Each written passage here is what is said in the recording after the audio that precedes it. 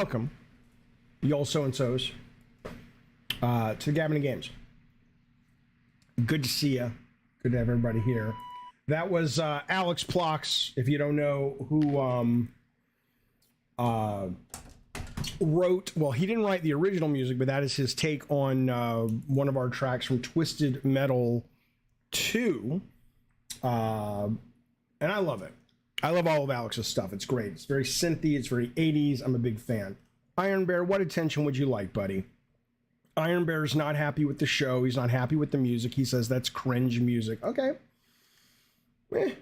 Go somewhere else. I assure you, Iron Bear, no one needs you here. Unless you actually want to have a real conversation. At which point I would say, as Dano Genesis is saying in the chat, Iron Bear, how's your day?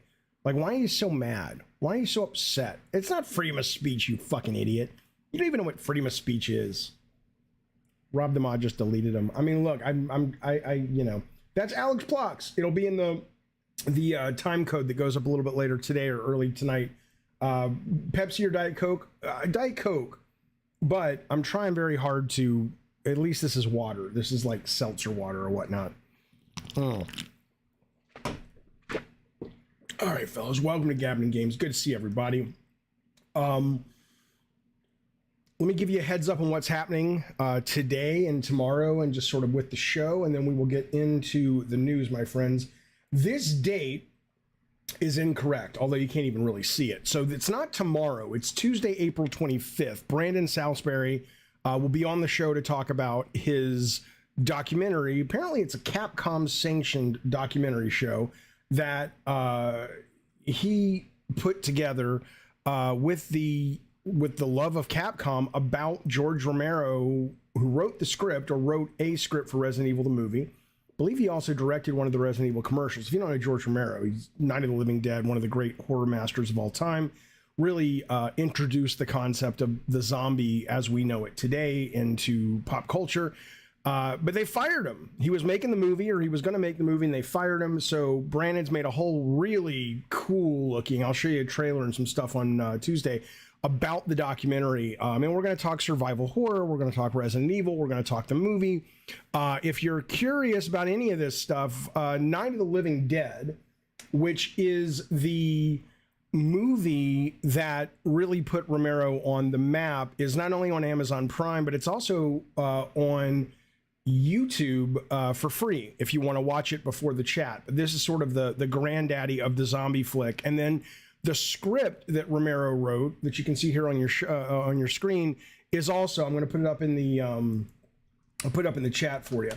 The script is also available, not for Night of the Living Dead, I'm sure it is, but this is the Resident Evil screenplay that was a rewrite by George Romero, which is what he was going to film. And this was in 1998. I'm halfway through it. It's really good. It's quite good. I'm enjoying it very, very much. So that's coming up on Tuesday, 11 a.m. California time. Okay. Also want to let you know, we are adjusting how we do the after party a little bit, because it's a brand new sort of series. Today in the after party, Gabbing Games after party, we'll be talking about and watching some of the Immortals gameplay footage that has everybody a Twitter. We'll talk about, has PlayStation gone too far with all their LGBT characters? And we'll talk about, well, we'll save the stupid tie-ins for later. Those are meaty enough topics that's what we'll focus on for about 20-30 minutes after the show. The way it'll work is that we'll wrap up this show, and then I'll launch the after party as a new link. Everybody can watch it, but the only people who can chat will either be super chats or, more importantly, in the Discord, in the Diet Soda Soldier room. It's kind of like a round table open forum, so we'll just be shooting the shit on these two topics. So that's coming up right after this show. Would you like to know what I've been playing? Yeah, I'll tell you what I've been playing. Yeah, I agree, Wallace Shawn. I haven't seen it in ages, but in X-Rated, I agree. Snyder's Dawn of the Dead was fucking fantastic. That was a great fucking movie. Probably the best movie I would say he's ever made. Hello, Gupta. Good to see you, buddy. Okay. Here's what's been going on. I've been playing some Dead Island 2.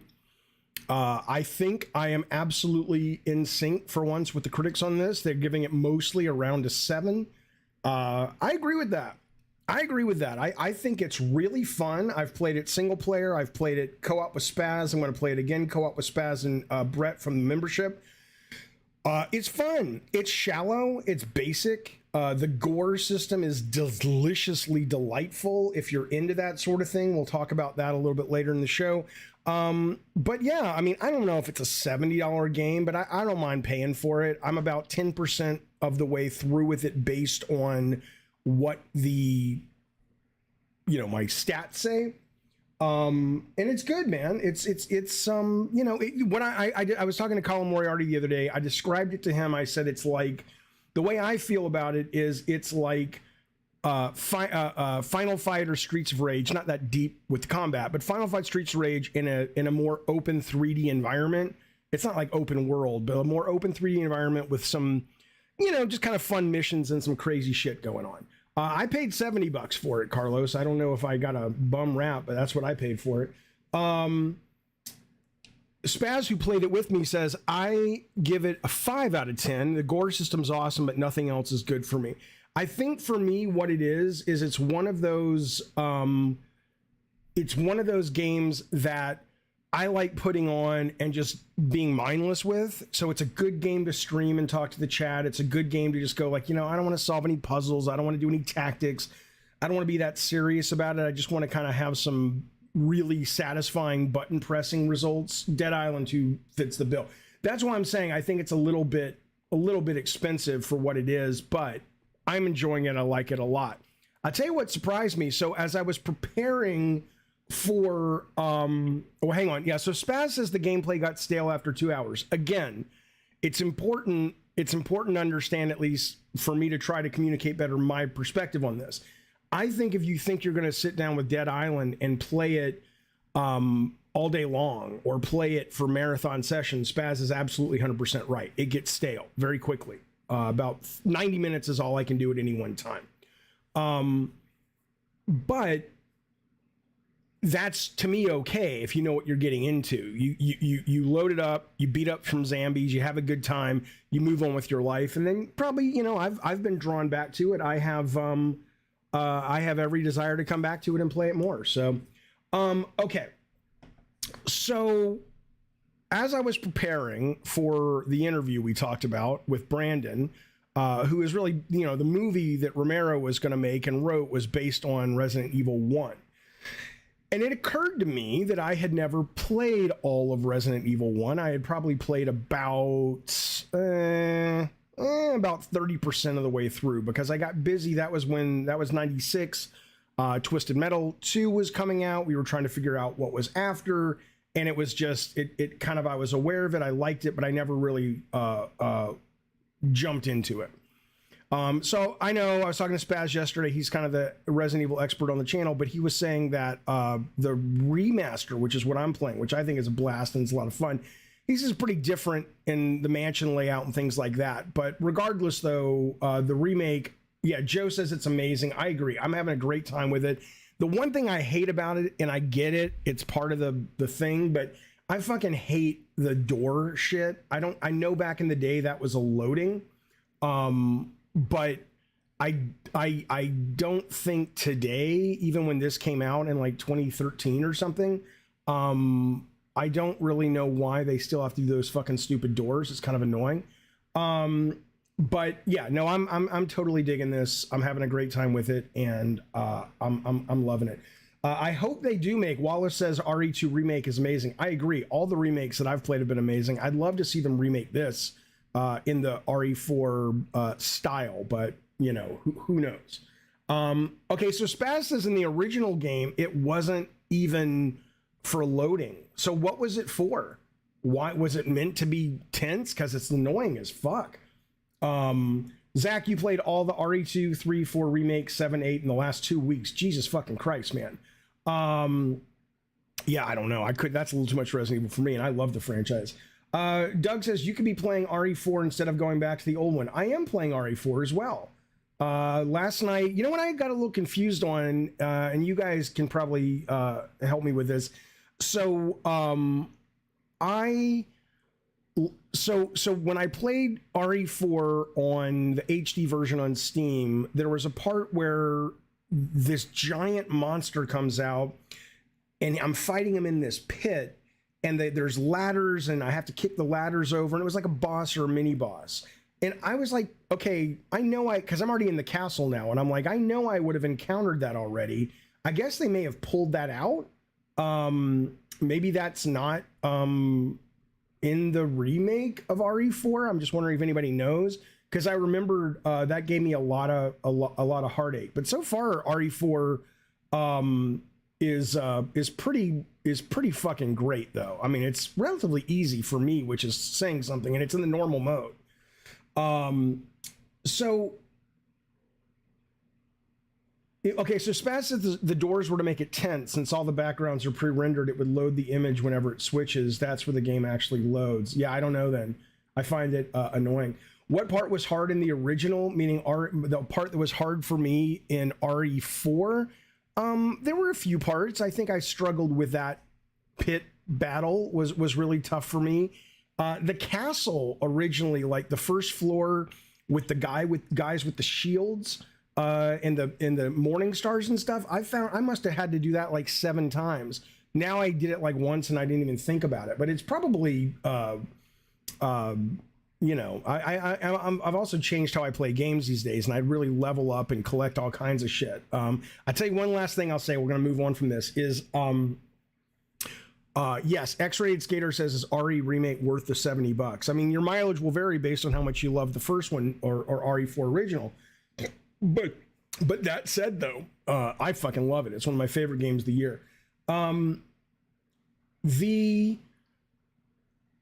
I got to this in the original. I don't know. Maybe they just executed it so much better that it blew my mind this time. When that fucking weirdo with the white hair comes out over the balcony and he's got those 2 giants kind of flanking him, and he's telling Leon he just wants the girl, and Leon's like, yeah, that'll be a cold day in hell.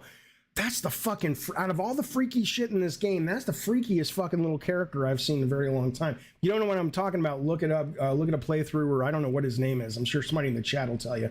But he looks like, if you ever watched Mr. Rogers as a kid, that Salazar, that fucking thing is Salazar. If you ever watched Mr. Rogers as a kid, he had a little puppet called King Friday.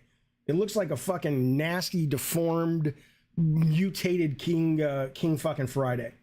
Okay, anyway, let's move on. Let's move the goddamn cockadoodie fuck on. That's Capcom Street Fighter, Resident Evil. I'm playing that.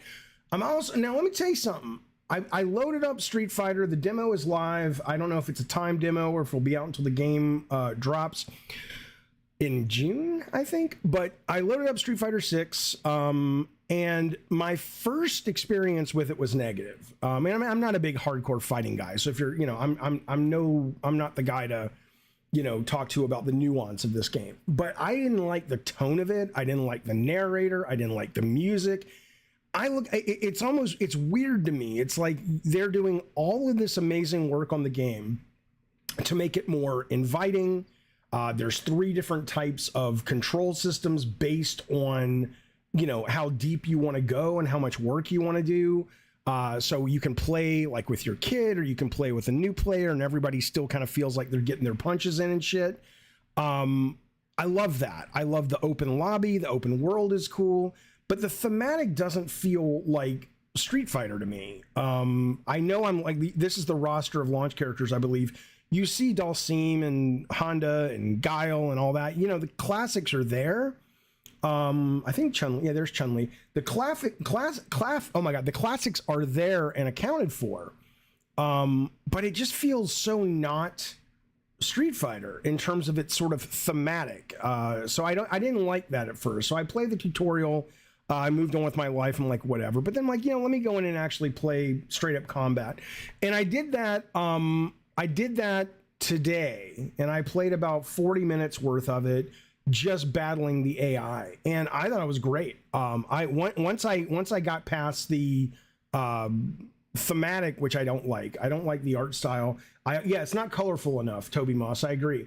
I don't like the art style. I think the graphics are really kind of subpar, at least where it's not finished, of course, but like when they zoom into Ryu and his beard, and it looks like it looks like PS4 early generation like eyebrows and beard and shit. It's but once you get into the fighting, and I can't speak to it as anyone other than a lay fighting fan, I very, very much really, really dug it.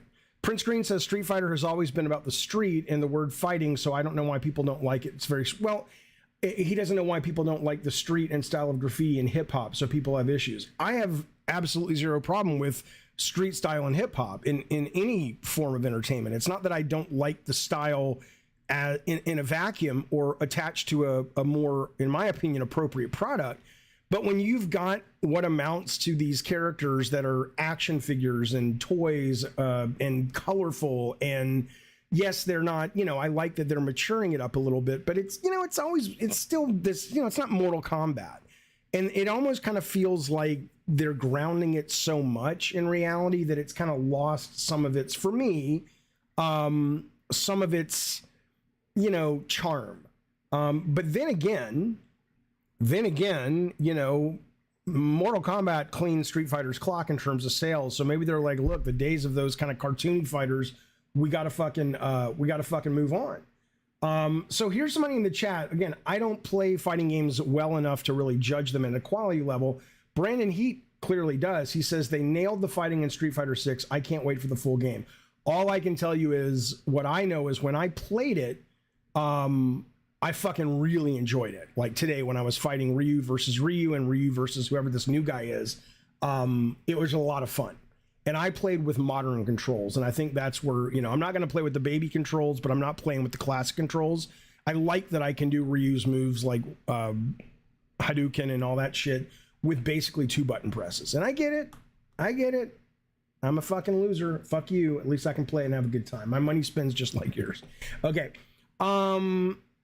They took a lot from MK, says Prince Green, with adding the story mode. Gameplay is very good. Yeah, I don't mind that. And I love their lobby system. It looks awesome. The new guy's from SF5, says Spaz. He was the last DLC character. Okay. Johnny says there was always going to be an awkward tug of war between honoring the legacy of the game and appealing to modern audiences. Absolutely. And look, I mean, Capcom's on a roll right now. They're on fire. They do great shit. And if it would not surprise me if they'd say, yeah, of course, creatively, we would have loved to have stayed with what we had, but it's 2023, and for us to be able to continue to sell games at the level we need to, our research shows that the colorful stuff doesn't really sell as much as this. And I'm down. I don't care. I'm still going to buy it. Blind One, Tekken 8. I haven't played it. I know it's not out yet, but I mean, when they drop a demo, I'll try it. But I've never been much of a Tekken guy. For me, it's always been like Mortal Kombat, and then Street Fighter, which is barely. It's always pretty much been Mortal Kombat. Okay.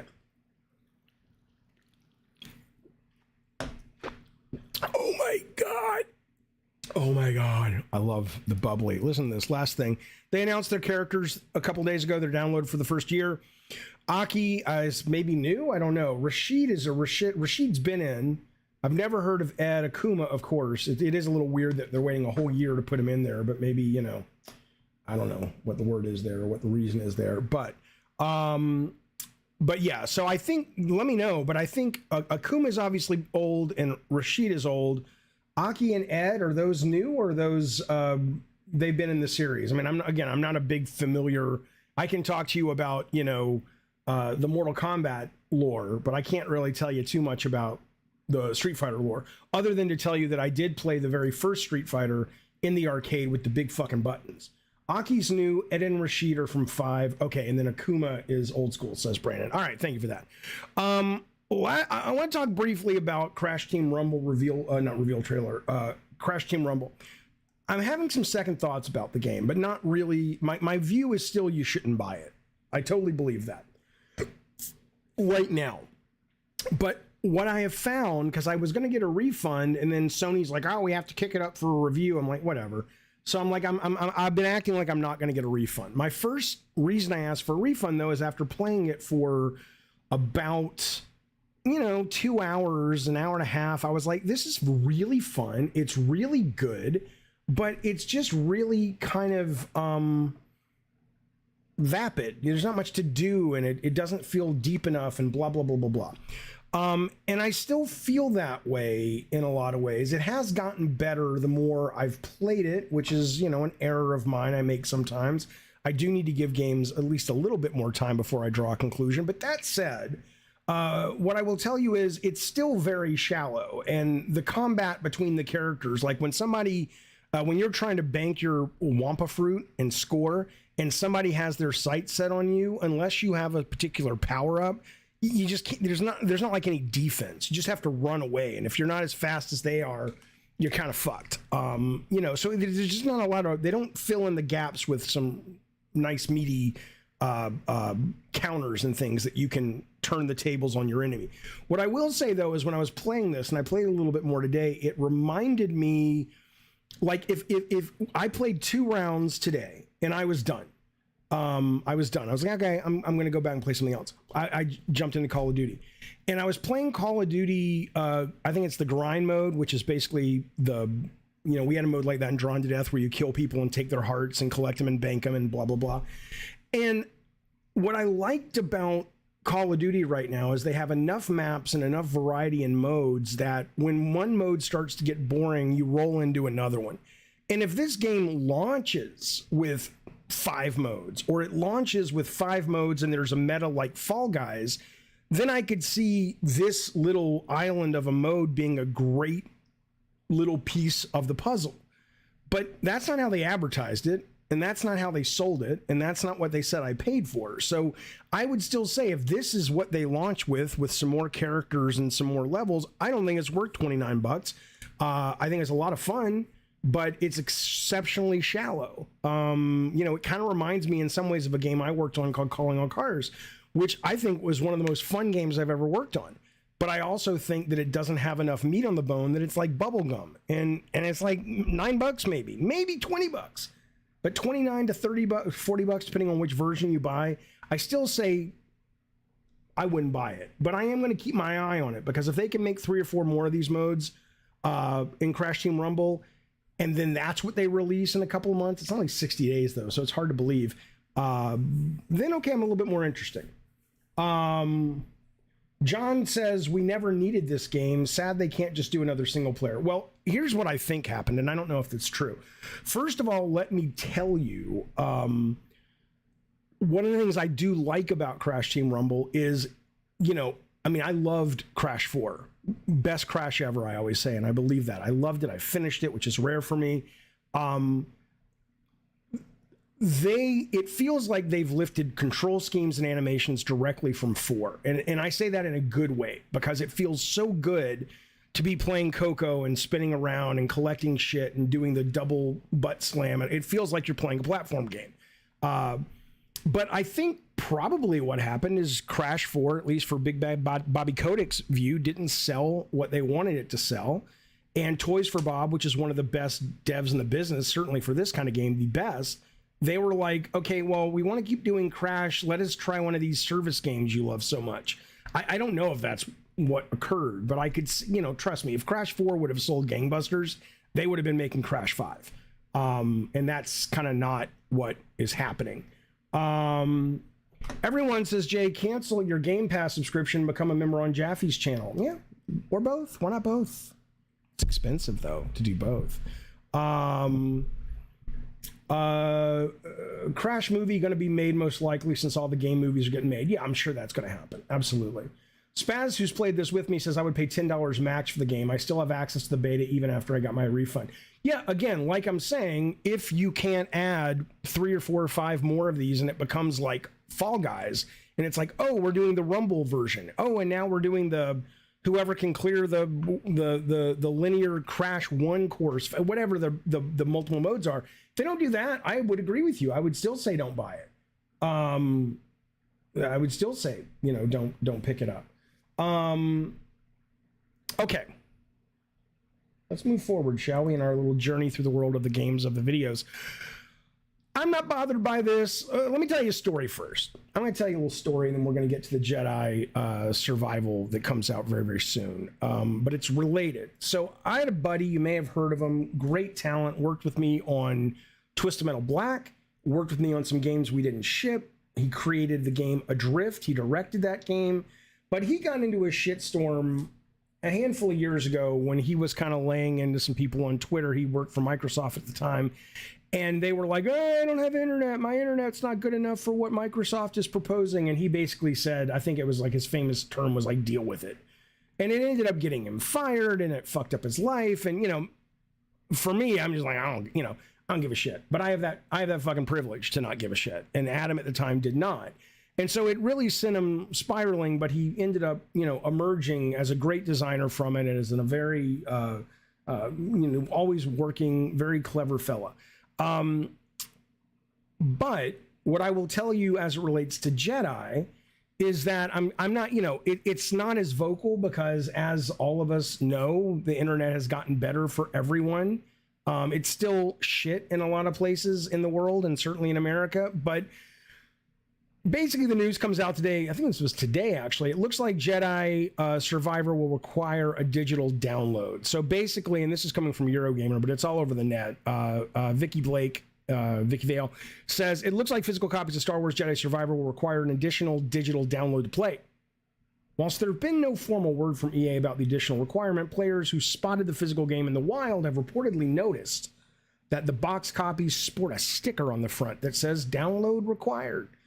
It has kicked off a bit of a storm in the comments, with hundreds of players stepping into the discussion to debate the benefits and drawbacks of physical media and digital downloads. Apparently, they did a preview on Eurogamer. I love this because I love games like this. They said their takeaway was they were charmed by the game's PlayStation 3 retro feel. And I need to read that because I enjoyed Fallen Order, or whatever it was called. A little too open for me. I'm wondering if this one actually is more of a focused straight shot narrative. But anyway, Jedi Survivor, it's like basically I guess what I'm saying is I don't understand why anybody playing console games thinks the days of you buy it and it's on a cart or a disc and you never download any patches for it or updates for it. To be upset about that in 2023 feels at worst just ignorant or out of the loop, and it probably, though, at worst, I guess I would say performative. Because what do you expect? I don't mean that disrespectfully. I'm not saying you're wrong to want to be able to buy a game and you never have to change it and it never updates and it's what you shipped with. But those days have been gone for a very, very long time. I don't understand why this is still a thing. Masochista says these people are just looking for something to bitch about. It's possible. It's possible. Jedi Survivor is definitely not linear, says VS. If anything, all the previews say it's even more open world, like the new God of War Realms. Well, all I know is, I haven't read any of the previews because I figured I'm just going to buy it. But what they're saying when they reviewed it is they're charmed by the game's PS3 retro feel. That can mean a lot of things, though. We knows what they're talking about. Hey, Ricardo, I thought you've already been. Ricardo is such a goddamn. One day he's a member, next day he's not. You know, we love you, Ricardo. Thank you for rejoining the Diet Soda Soldiers, buddy. How is life there in goddamn Ukraine? Right, that's where you're at right now. How's life in the goddamn Ukraine? Hope you're well. Hope you're being safe, dodging the bombs. Jedi Survivor, says Alex S, will be game of the year in advance. It beats Ari Left. You haven't played it. Let me tell you something. That bugs me. I mean, I don't really have a dog in the fight. I don't care. But it kind of bugs me. Like when I posted some of my shit about Crash Bandicoot saying, I'm not going to recommend buying it. I had a number of people in my chat kind of just slamming into me and saying, oh, it's great, you're an idiot, blah, blah, blah. And all of those people that said it had little Crash Bandicoot icons and they knew everything about the team and what the team had promised and all this shit. And I'm like, you may be right, by the way, that Jedi Survivor will be game of the year. It may be. The last one was phenomenal. Stig's a great director. The team's incredibly bright and successful. But why would you even jump on that? You could say, hey, I'm excited for it. I get that. But why would you jump on the bandwagon of just, not even a bandwagon, why would you jump on this narrative of like, it's going to be the best game, better than Resident Evil? I'm like, we haven't played it. Why don't you fucking play it first? Aunt Tony Pony says, I hate people saying a game has got Game of the Year, and I knew this game was going to be great when a reviewer says it. I don't know. I don't know why. Don't go by review, says X-rated. Play with yourself. Play it by yourself, and if you like it, great. Fuck what others say. Sure, no, I get that. I'm talking more about just the tendency for people to make these claims without even really knowing what the game is. Listen to this. Speaking of a game which I don't know really what to think about.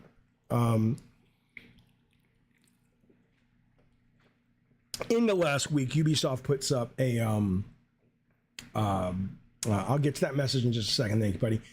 End of the week, Ubisoft puts up a message, a Division Heartland, actually just Division State of Division video. And there was stuff about Division 2. I think they touched on the mobile game, which is coming. And then the tail end of it was all about Heartland, which is their free-to-play, multi-platform, looter-shooter meets survival game. And I have not much to say about it other than, yeah, it looks pretty good. I had some people say to me when they watched a video I did, hey, this seems to me what Factions is supposed to be like Last of Us. And I'm sure if that's the case, Last of Us will bury it in production value and whatnot, and probably better ideas. If you watch the actual trailer for what this thing is offering, it just looks, it's free.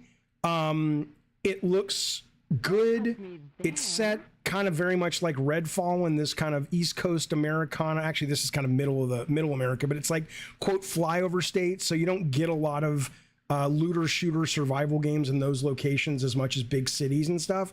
So, I'm in. I'll give it a try. I've never played a Division game before. It looks pretty good. It certainly doesn't look innovative. There's very little they're doing in this, at least if you watch that deep dive. They called it a deep dive, not me. But if you're going to release a video and call it a deep dive, you should probably, dive deep.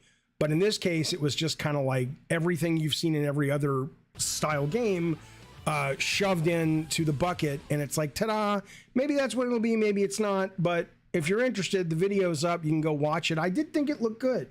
I thought it looked good, but I don't know if I'm gonna actually enjoy it. Fupy says Ubisoft seems to be locked into milking the people who keep showing up.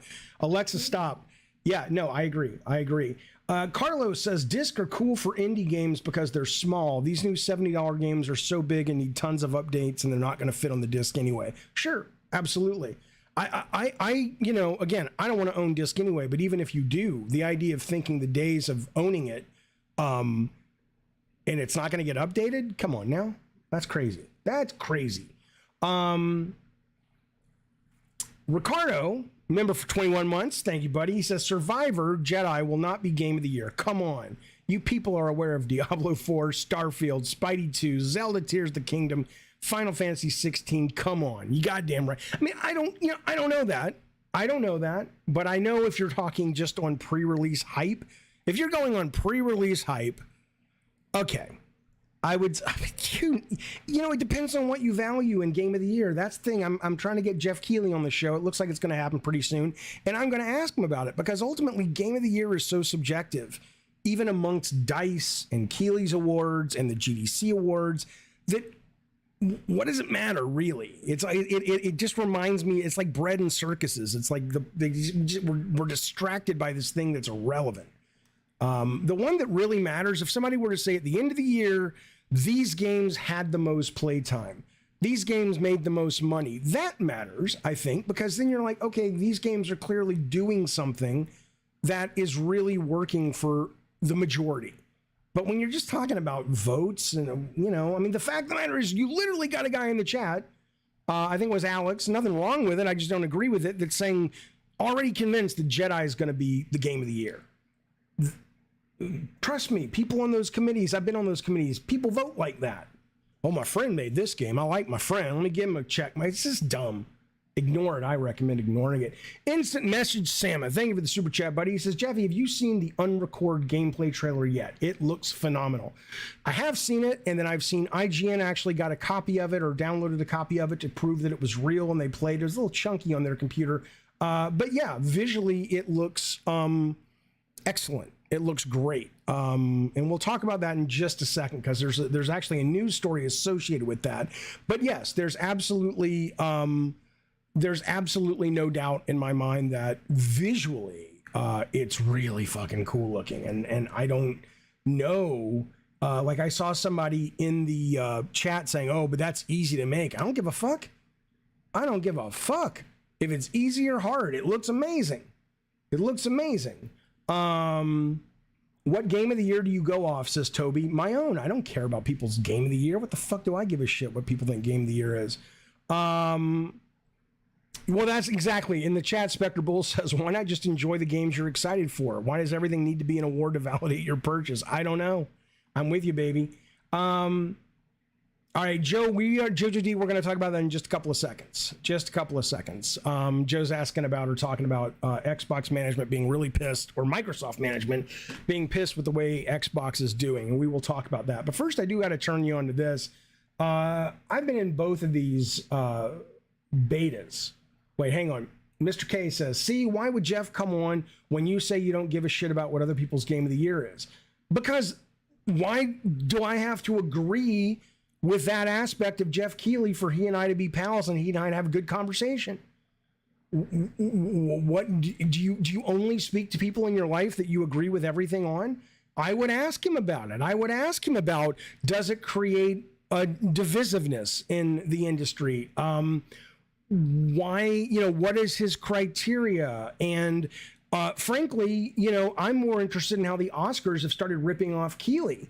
Because the first Oscars that I have ever seen do this was a couple of months back, when the actress who plays the Little Mermaid walked out and showed a trailer, a brand new Little Mermaid trailer. And I'm like, that's a Keighley, baby. That's what Keighley is doing so right, and why his show is growing and all these award shows are sinking. So if Jeff feels like, this is what I'm saying though, Mr. K says, my initial message was, why would Jeff come on if he hears how much you shit on the format of his show and ranted how it's fake and meaningless? And my answer is because I do not shit on his show. I have said over and over that it is an incredibly well-produced show, and it's a smart business decision. But that doesn't mean I can't disagree with aspects of it and think aspects of it are negative. And frankly, your question is suggestive of a bigger problem, which is more of our culture where all you can do is speak to and engage with, publicly at least, people who agree with you. I don't work that way. I don't think Jeff, from what I know, works that way. People can have different opinions. People can have passionate opinions. I was on Colin's show last week, and he and I clearly don't believe or agree about certain, you'll see it if you watch the show. He and I clearly don't agree about a number of political issues, but I still consider him a friend. I still like him.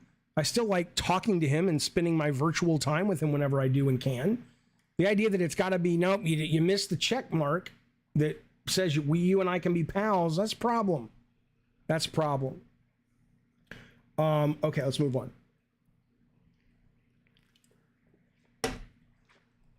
Oh my God, that's so good. Diablo. I was in the first two betas they've announced. And I'll tell you what was great about these betas is it was absolutely, they were great. A lot of fun if you like Diablo. Super fucking fun. And it's also been great to see them actually release a bunch of notes going from this last beta. Here's a bunch of gameplay stuff that we took from comments that we're actually going to fix, and that we're in the next beta and then the next beta, right? So they're responsive. The betas are helping with that. The neatest part was I was like, I'm not getting into this fucking thing, because Blizzard historically has these massive queues for the first 2 months of a new game. You can't even get in. Well, that was the first day of the first beta, and I was like, I'll just put it on in the background. But within the less than 24 hours, all that had been solved. And they said that's what we're using the beta for. So they're not really using it like a lot of people call betas these days, like marketing. Part of it's that, but part of it is they actually are using it as a system to bang on the game. We should have had it in Twisted Metal 2012. I'm so pissed I didn't fight for that. But bang on the game and make sure it's better. And so within a day, beta number 1 had people coming in almost instantly. They had a bit of a problem with 2. less than 12 hours, it was totally smooth as a baby's butt, right? Well, now they're saying, hey, you don't have to have pre-ordered it. You can be on any system. I think what are they calling this? The server slam.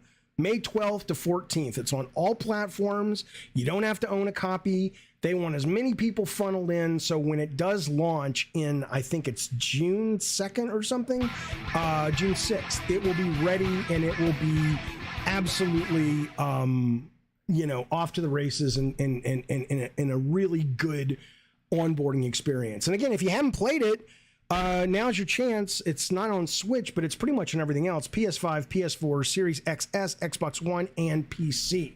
So be aware and be on the lookout for it. Okay, Master Luke. You know what the problem is? First off, Master Luke, thank you. Master Luke has stepped up. He's become a Cult Calypso member.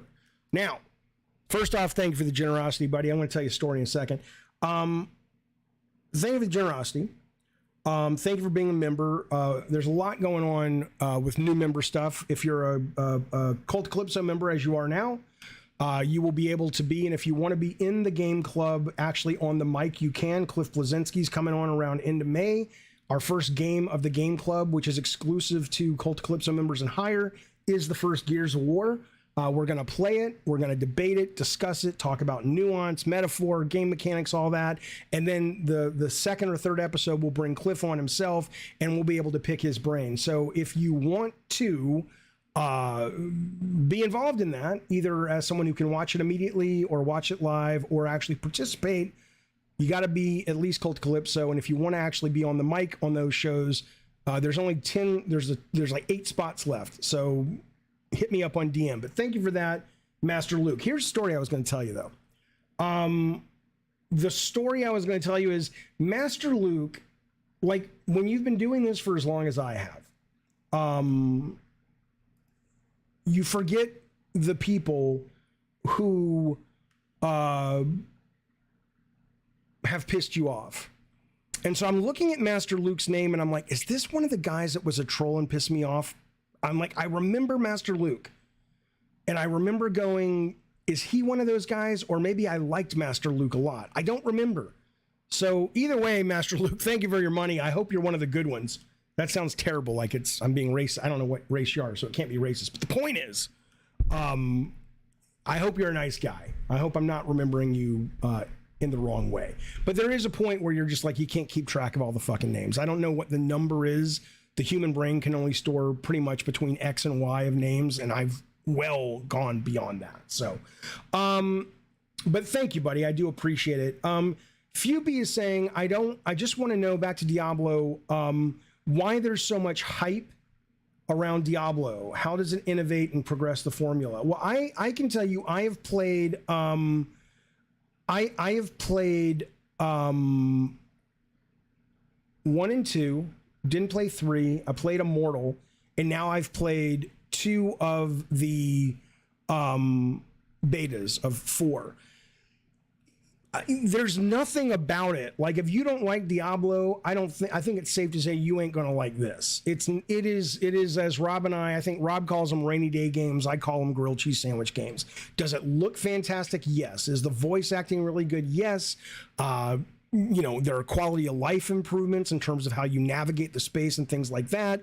I like a lot of the classes and how they function. In fact, there was just the other day a Diablo 4 developer showcase, and they were talking about like items that you can get that really make significant changes to your character and stuff. I mean, there is nuance there, but I think you got to be into the game to appreciate that level. For most people, it's a new coat of paint, new tech, the Diablo same as it ever was. And if that's not going to get your pee hard, totally fine, respect it. But a lot of us do like that formula, and I think this is, Diablo has always been one of the best to serve up that formula. Dano Genesis has been a member for 29 months. God damn, sir. Diet So Soldiers all the way. He says, cheers. Clink, hit that like button. You goddamn right. Do I need to tell you to hit the like button? Thank you, Dano. I appreciate it. But, you'd think most people would say, if I like it, I'm right. They don't. I don't know. Thank you, Dano. I appreciate it. All right, let's focus, Jeffy. Let's calm down. The first Diablo was actually released on PS1. I'm sure it was. Oh shit, Master Luke, that's who you are. Yeah, of course I adore you. Yeah, sorry. Yes, Master Luke is an artist. He drew the Come On Now thing behind me. He drew me with these Diet Soda Soldier chains. I'm so sorry. I apologize. Well, I'm not sorry because I'm telling you, I can't remember. But now that you're like, oh, I'm that guy, I'm like, oh, I love that guy. Thank you, sir. Thank you for the great art. Thank you for the subscription, the membership. But yeah, he is. I don't know if you guys can see the Come On Now. I'll put it up a little bit later. Don't say Jesus Jaffe to me, Frank. Fuck you. I'm busy. I have so many names coming across my brain pan. It takes me a while to remember. Listen, I gotta here. Let me make the screen bigger. Hang on. I got a goddamn truck back here made by one of our members. I don't remember who did it. I love it. It's back there. It's always back there. But I don't remember who fucking did it. This is the Come On Now picture. Hang on. Thank you, Lord Garth. I'll get to that in a second. Come on. There we go. Here's the Come On Now picture. I adore it. I have it in the background there. Come on now. I just forget things. What do you want from me? Sons of bitches. I'll fight you, you fuck. Do I remember you, Jaffe, you so-and-so? I think so. This is what it must be like to get dementia. Lord Garth, member for 17 months. Thanks, buddy. He says, it's okay if you have CRS disease. Lots of us do. I don't know what CRS disease is, but fuck it. Hey, I made it to 52. That's more than a lot of people make it to. So I'm grateful.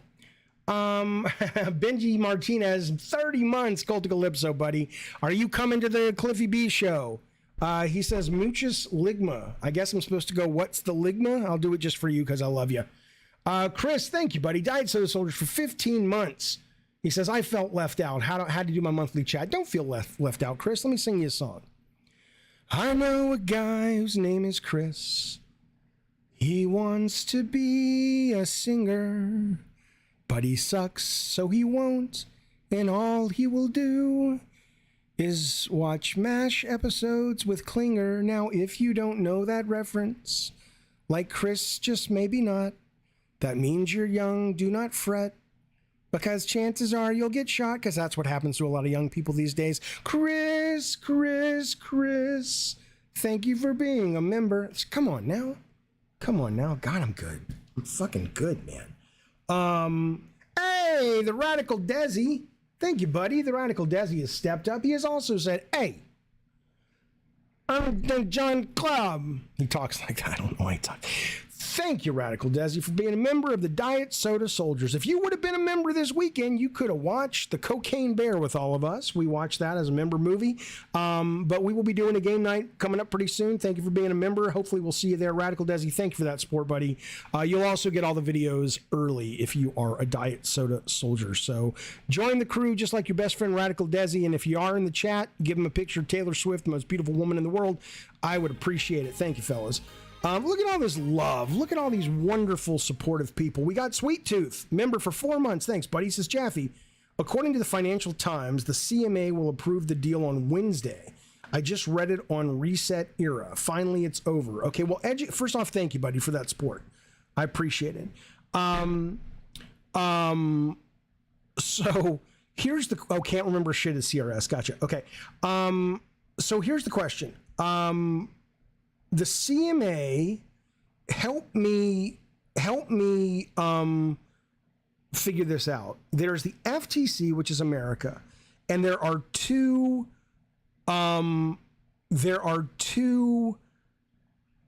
European bodies that have to approve it. The CMA is one of the European bodies, correct? Because in that I would not say it's over, but my understanding is if the CMA does approve it, it's going to be a lot easier politically for these other two regulatory bodies to approve it. So, okay, CMA is the UK. And then there's another one in Europe, and then there's the FTC. And once those wrap up, we're pretty much done. And then, of course, I'll be like, fuck it. Crash Team Rumble. You goddamn right, I'll play that day one on Game Pass. Why not? It's probably how it'll probably be as good as it will. Okay, so CMA is the UK and UE is European Union. Okay, in terms of the regulatory body. Gotcha. Mr. Orange says CMA was the hurdle. The FTC was the hurdle as well. They filed a lawsuit. Didn't these fuckers file a lawsuit against? They want to have this thing thrown out, and so Activision or Microsoft's going to FTC style court, right? Look at that, Master Luke. Goddamn, man. Come on now. Master Luke, first off, thank you. That's a lot of money. You didn't have to do that, but I appreciate it. It's a very generous super chat. He says, a bribe to help that collapsing mind a bit. Sheesh. It's not that it's collapsing. It's that, there you go. Damn, you must be rich. Absolutely. Thank you for that, buddy. It's not that it's collapsing, you understand? It's just that there's so much data rolling across your Papa Jaffe's brain pan that I can't track it all. I can't track it all, but I will. I'm going to try real hard, Master Luke, to remember. Maybe every couple of days, if you toss me a 50 spot. Fuck you, I'm kidding. Fuck you, Ricardo. I'm not old. You're coming up close behind me. I have not seen. I know you have a message waiting for me, but I know if I open it, I will go down that rabbit hole because I'm sure it will be quite useful and relevant. And I know we're talking this week, and I figured I would just wait till that got closer because the last thing I need is one more distraction. FTC was not the worry of Xbox. Oh, they may be confident. Okay, gotcha. But I know the FTC is fighting, but maybe if what you're saying is the Xbox isn't really worried about it, sure. Okay, fine. That's not true, Apex Predator. Apex Predator says if the CMA and European Commission say yes for the deal, the FTC have no choice but to let it through. Maybe you're being hyperbolic and you're assuming I know that, but the FTC doesn't have to bow down, nor does the CMA or the European Commission to any other board. That's kind of the point of it. Sweet Tooth, thank you for the super chat, buddy. I appreciate that. He says, hey, you think GTA will appear at Sony's show? No, I do not. I think Sony's show, we are going to get this. We are going to get factions. We may even get and you can play the beta for the next week right now of Last of Us multiplayer, but I know we're going to see it. I don't know, but I assume. We're going to see Spider-Man 2. And I'm sure we'll see some trailers, maybe of Wolverine. Maybe we'll see, maybe Twisted Metal Mind, or maybe we'll see a Twisted Metal trailer for the show, because Twisted Metal, the show, my understanding is it's going to go live on Peacock in August, which is only a few months later. I don't know if we'll see the game Twisted Metal or not. So I think we'll see one or two teases of a new game. We might hopefully maybe see something from Wolverine, even if it's just a cutscene. But I think the big games we'll see will be Last of Us, Spider-Man, and maybe one more of these like service-based games. And again, they haven't even confirmed this show, but they have to do something. They don't have to do anything, actually. They're selling like fucking hotcakes, but it would stun me if they didn't. It would stun me if they did not. Okay. But thank you, buddy, for that super chat from both Master Luke as well as from Sweet Tooth. And then, hey, X-Rated Skater, thank you for the super chat. He says, I'm about to skateboard in my birthday suit after the show. Do I want to come? No. But if you send me a video of it, I will block out the twigs and berries and I'll put it up on the Discord, or I'll just make a fucking YouTube video about it and say, hey, this guy's skating naked. And he paid me $5, so I'd know he's skating naked. So I figured I'd share it with you guys. So I'm not gonna, get a strike on my channel. But yeah, film yourself skating naked. I'll send it out. Assuming you're an adult. If you're like, I'm 5, fuck you, motherfucker. It's entrapment. Okay. Okay.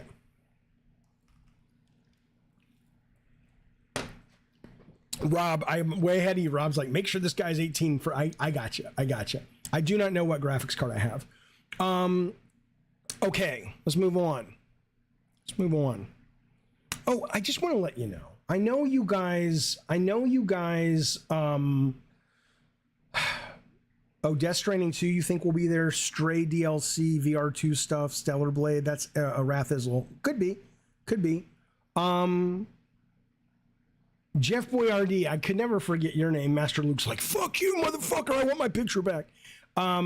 how can you play Call of Duty? The next time we have Call of Duty game night, which we will in the next 10 days, I will put something up on the Discord in the events or the announcements, and you can sign up. It's members only, but you can sign up. Last thing before I get to more news, Alex has been asking in the chat, Jaffe, when you giving us the $1 membership? I don't know yet. I'm trying to come up with what it would bring, right? I'm trying to make sure if I have membership tiers, they all offer something, at least one thing out of a couple of options, depending on what you value, something meaningful. And it's hard to do the $1 while the $4 is doing well without making the $1 or sorry, the $4 less appealing. So I got to figure all that shit out. Hey, Gold Shell WPR, thank you for the super chat, buddy. I appreciate it. He says, I love your show. I love your show too. He says, did you see the latest hard drive article about Ubisoft? It's pretty funny. No, I did not, but I will put it up in the chat if I can find it. 1 second. Thank you for the chat though, buddy. I appreciate it. Hard drive Ubisoft. I will read it to all of us in just a second. Ubisoft. Blackout, thank you, buddy. Been a member for 12 goddamn months. Thanks, sir. He says 1 year subbed and it's my daughter's first birthday. Hey, cool. Gabbin' and Game kept me lots of company during those baby naps. Oh, man. Oh, man. It goes so quick, buddy. Mine are 17 and 19 now. And I remember when my oldest was 7. And I remember just having this moment of sadness because I looked at her, she was running down the hall, and I remember going, oh my God, it's going to go so quick. And I'm just like, it's okay, Jaffe, she's only 7. You've got a lot more time of this. Just be present for it. But even with all that, and even with everybody telling me, you know, don't blink, as the song goes, or you'll miss it, it still goes by lickety fucking split. And it's not that I don't love them and enjoy them as young adults. I do. But man, when they're so young and they just want to cuddle with you and they want to play with you all the time and they want to watch, what are you doing, Dad? And all that shit. It's the shit, man. It's the shit. So first off, congrats to your daughter. Happy birthday, little baby Blackout. And thank you for the sub. And don't blink, baby. Don't fucking blink. Okay. Yeah, Blackout says that's what you said last year, and it's so true, right? Right. 100. It's quick, baby. It's quick. Okay, hang on a second. Hang on. I'm trying to get this. I don't want to miss this one. Hey, Mr. Orange, there you are, buddy. He says, I got $5 on it. Last time you didn't get it. It's a weed song by the Lunas. It's about having $5 on the sack between friends. I have no idea what in the fuck you're talking about. Where did this chat go? Maybe it's related to something someone else said. I got $5 on it, and then he winks at me. Thank you, Mr. Orange. Last time you didn't get it. It's a weed song by the Lunas. It's about having $5 on the sack, like the ball sack. What? I don't know anything that you said in that except I know what the money looks like. That's $5. Thank you. And I know there's a wink. Short of that, everything about this, I don't know what you're saying. I don't know what the song is called. I Got 5 on it by Lunas. Pretty sure you've heard it before. Oh, okay. Okay. I'm not street. No, look at me. Look at me. 90s hip hop, says Radical Desi. I was in the 90s. I was a young adult in the 90s. I don't remember that though. But a weed sack. Gotcha. I don't know. Look, back in the 90s, I was the star of a famous TV show. Back in the 90s, I was listening to, Wilson Phillips and Phil Collins. Like I still am, so go fuck yourself. But thank you, buddy. I appreciate it, man. Thank you, Mr. Orange. Okay. See, that's the difference, though. You say, oh, Jaffe's not street. No. Imagine if I tried to pretend I was. Don't you hate that? People try to pretend they're harder than they really are. Come on now. My gun works. I can shoot you if you want to see if I'm hard, but that's only if you're attacking me. Other than that, no. Listen to this, though. I know I go on about this, and I absolutely get that not everybody cares about PC gaming and not everybody can afford it. I get it. But I just want to, this news dropped today, and I just want to share this with you because it's so cool. So Diablo 4, we just talked about, that is going to be coming out in their server slam May 12th through the 14th. But let's say you don't like Diablo 4 or you're not interested in Diablo 4. Not a problem, pal. Because if you have yourself a PC, the Men of War 2 open beta is also on that weekend. Now, I didn't know what Men of War was, right? But I'm like, oh, I like World War II stuff, and I'm looking at it, and it kind of looks like a RTS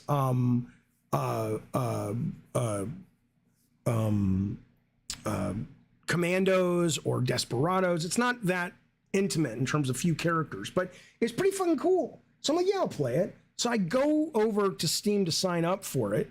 And there's a whole fucking series of the Men at War series. There's one in Vietnam. There's one in the Cold War. So I bought one for like $5. I think it's called like, it was the sequel to the first Men of War, but it wasn't called Men of War 2. And I'll be playing it soon, but I'm just letting you know, though, that, you know, you got a PC every week. Every week there's shit to play and do. I wish the consoles would get with that, but I get it. It's harder for them because, you know, they have these walled gardens and they can't really open up as much as PC because they risk bricking people's systems. I get it. But man, it's great when you can play on PC. It's great when you can play on PC. The new mic is ridiculous, says Master Luke. Which one was Master Luke? Who's he again? If I made you a purple knob-shaped foam cover, would you use it? I don't know. Here's what I tell you. What I like about the mic. Now, people, fuck off everybody about the mic. All I ever hear is, Jaffe, your sound is shit. Jaffe, your audio is crap. So I get a new mic, and I get a stupid-looking boom arm to hold it so I can speak into the Yeti X in the proper way so you'll get the best quality sound I'm capable of providing you. And suddenly, now it looks like a penis. Fuck you. But what I will say, Master Luke, I am in the market for some custom number 15, Jaffe's mic, that's right. I am in the market for some custom, whatever these are, filters, pop filters, whatever, because I want to have, like, the people who sponsor the show, I want to have those on the mic. So if I get, like, a Day One Patch Kids, or I get The Elitist, or I get Alex Plox's channel, I would love to be able to do advertising for people on those. But short of that, I probably will not speak into a penis microphone. So, but thank you for that. Jojo D is going crazy. Jojo D's pulled up to the bar with his credit card and said, I'll buy everybody in the bar a membership. Thank you, buddy. Jojo D has gifted 5 memberships to this here channel. Rob the Mod got one. Alex S. got one, Willie Jackson got one, Frank Kent got one, and Juan Garcia got one. That's a lot of money, Joe. Thank you for that support of the channel and the stream and the community. Everybody give Jojo D a pickle tickle if you see him in real life, even if his wife says no, and give him a picture of your choice in the emote. I would appreciate it. Thank you, buddy. Thank you, buddy. Thank you, Jojo D. Mr. K says, Jaffe, why the fuck won't you listen to anyone who advises you on what gear to get? I do, but just because you're the one who advises it sometimes and I don't follow your directions doesn't mean I'm not listening. I'm listening to other people. So, fuck off. I listen. Come on now. Listen to this. We were talking about this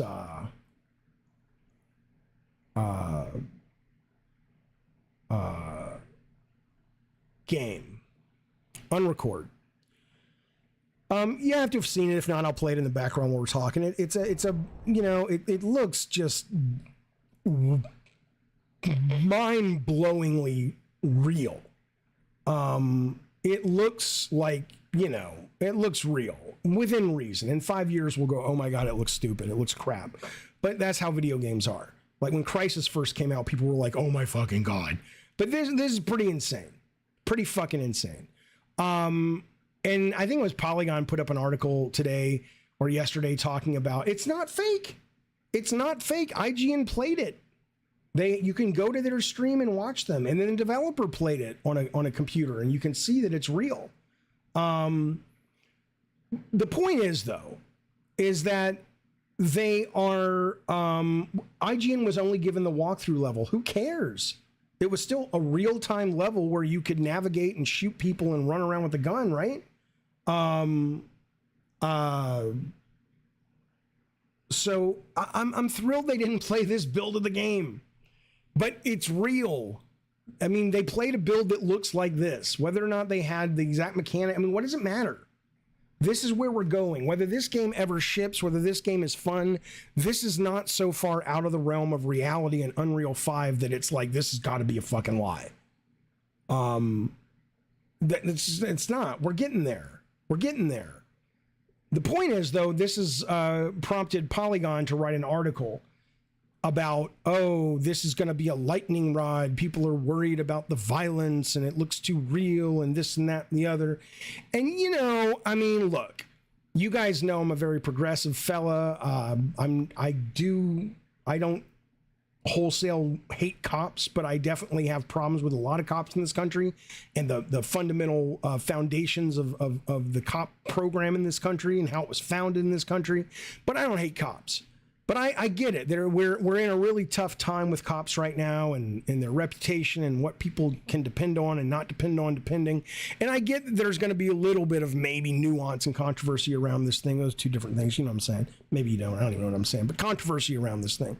But this is not going to cause any... I mean, almost every generation. I remember when God of War 3 was being previewed and there was all these articles. Okay, this has gone too far. God of War 1 and 2 were one thing. They were violent, but it was like not real. PS3 graphics look so real when you see the guts coming out of these monsters that I think we've crossed the line. Shut up. Shut up. We have not crossed the line. There's so many ways we cross the line and this isn't one of them. Just shut up. I just wanted to say that. I just wanted to say go fuck yourself. Because it's annoying. It's like, you know, and then somebody else, I got this, and look, this I got, and I'm gonna get off the screen. I don't want to tell you the name, because I don't think this guy's a bad guy or anything. But I showed this. I tweeted this earlier today. I'll show you that though. So this is from me playing some Dead Island 2 today. And I was just, you know, I was having so much fun just chopping up these fucking bodies. And the gore is just delightfully disgusting. And, you know, I had somebody respond to my Twitter and go, I think it's really impressive, but I think maybe the critics are right and we've gone too far. And I'm just kind of like, I don't know, maybe it's just the way my brain works. I mean, obviously. But I look at it and I go, this is awesome. It's not real, you know. It's not real. It's pretend and it's fun and it's like, watch me decapitate this fucker. Oh, here it comes. Here it comes. Head comes off. Come on now. It's cool. Well, yeah. Cosmic says it can get old very quick. That's a different conversation. It's a different conversation. This is just going. You know, there's always going to be, as technology improves, people saying now we've gone too far. And within 4 weeks, everyone will have done it. And it's like, you know, if you really want to stand up there and make society better, don't worry about it. This is nothing. This is nothing. It's silly. Aunt Tony says, I have no issue with gore in games. I love gore. I don't know why I like gore in games, but not in movies. I love gore in everything. I just think it's so taboo and it's fascinating. It's fascinating. I mean, if you look at this and you go, you know, this is inside of us, and we create such a narrative, a subconscious narrative about the inner workings of our body, that to see it, to be forced to look at it while disturbing, I think is also healthy. You know, there are a number of monks in Tibet that will actually go up and they will, when one of the monks dies of their abbey or whatever, they will meditate in front of the decaying body that they leave out in the woods. Not because they're into gore, but because it's like, look, we have to get comfortable with this. We got to stop pretending this doesn't exist. So I dig it. Aunt Tony says, I have problems with gore in movies like Hostel. I don't have a problem with the gore in movies like Hostel. I have a problem with the mean-spiritedness and seriousness of the gore. Hostel, I agree, it's not my cup of tea because it feels too mean and real. Whereas gore like this is just comic booky and fun.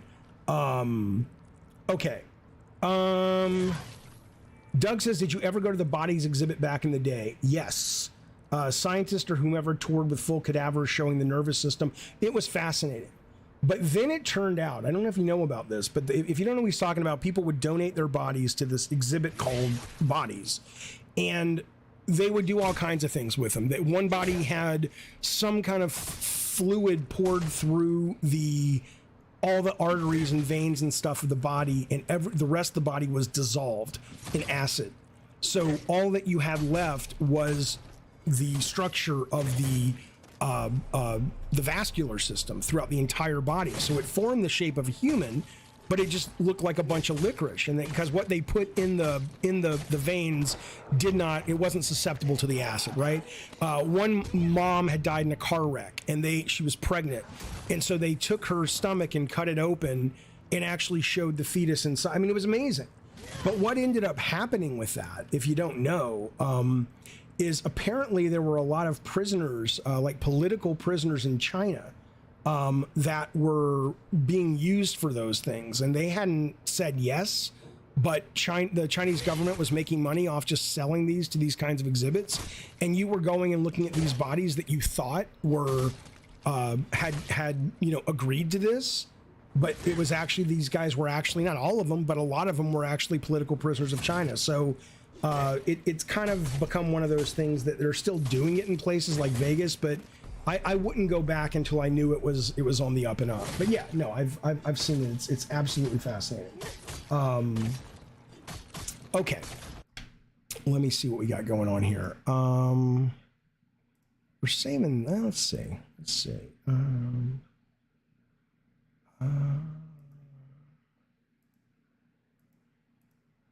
Okay, I'm looking at what we got lined up. We're gonna get to Xbox in just a second. All right, here's what's gonna happen. Papa Jaffe's gonna take a little 5-second meditation.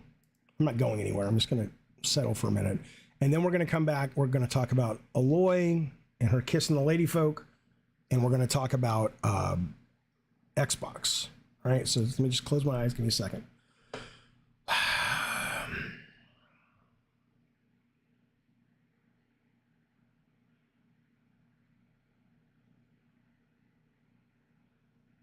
Actually, you know what I'm going to do? I'm going to keep streaming, but I'm going to go get a drink. So I'll be back in 2 minutes, and we'll continue the show.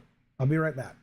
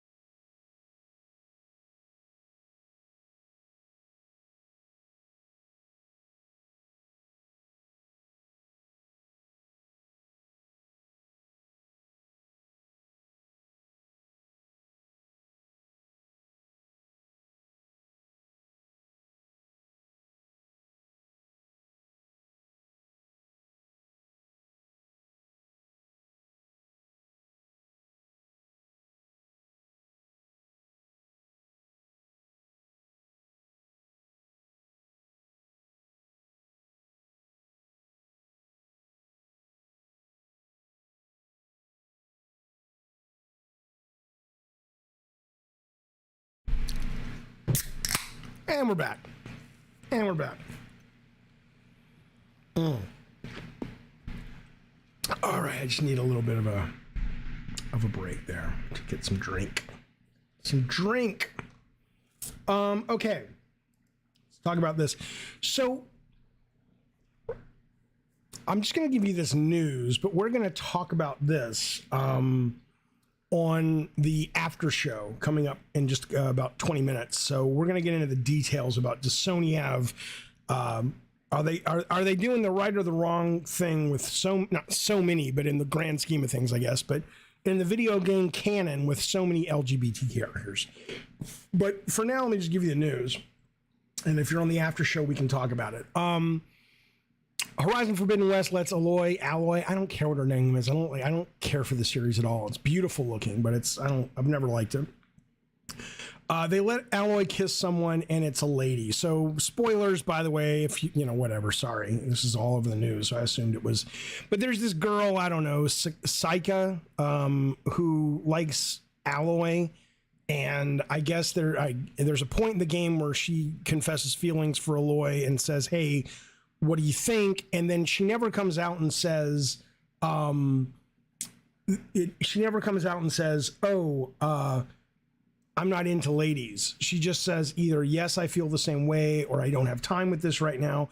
So the thinking being that the choices you're given are not choices for her to be straight or bi or gay. They're choices to say, yes, she's gay, or yes, she likes ladies, but she's not, she doesn't know what she wants in her life right now. Or she can be totally into it, and they share a little kiss, and then they move on with their lives, right? That's fine, whatever.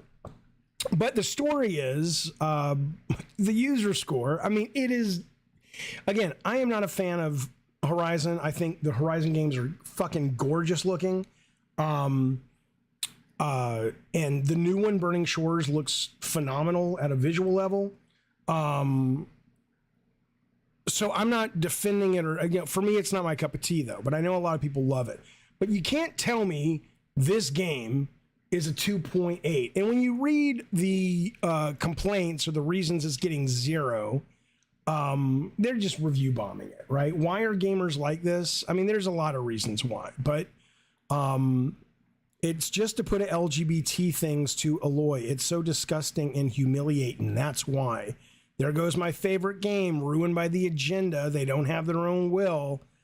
As long as they're supporting these, we won't support them. Game as Horizon should be taken care of. Oh my God. So that's the news. We'll talk about what this means. We'll talk about, as much as you agree or disagree with it, is Sony harming themselves or not because of it? We'll have a conversation coming up in just a little bit. In the meantime, though, look at this goddamn thing. Super Mario Brothers is about to make, they got 900 million. 871 million over the weekend. It is the third best weekend ever for an animated movie. They made $58 million this weekend. I enjoyed it. I don't think it's a great movie, but it's a lot of fun if you love Mario. So that's happening. And then Miyamoto comes out. This is what he said. This is what a question I want to ask you guys. Miyamoto was interviewed in Japan. It got translated by Video Games Chronicle, talking about new movies. And he says, because Mario is so successful, I didn't even know this, but they put the CEO of the developer of the movie, or the creator of the movie Illumination that did the Minions and all that, Chris Maladandri, is now on the board of Nintendo as well. So they're going to be tied at the hip for quite some time, it looks like. But Miyamoto comes out and says there are various ways to develop characters for the screen, including characters that are suitable for film and characters well known. Which hopefully I would love a Zelda movie, even though there's, the story, whatever. I just love the world, and I love the look, and I love the characters. But he says, please keep an eye on our next production, Miyamoto said. This time Mario was the focus, but Nintendo is like a talent agency. This is his quote. We have many other entertainers in our roster, is what they were saying. So the reason I bring this up, it's just interesting that they're basically saying, like you didn't know. Of course they're going to be making more. It's printing money, and good for them.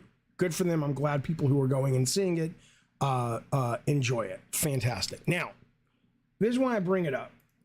Because I've been playing a lot of RE4 Remake. And, you know, I have never... It's taken me a while to even remember the name of a lot of these characters. I remember Claire because I thought she was super cute. Claire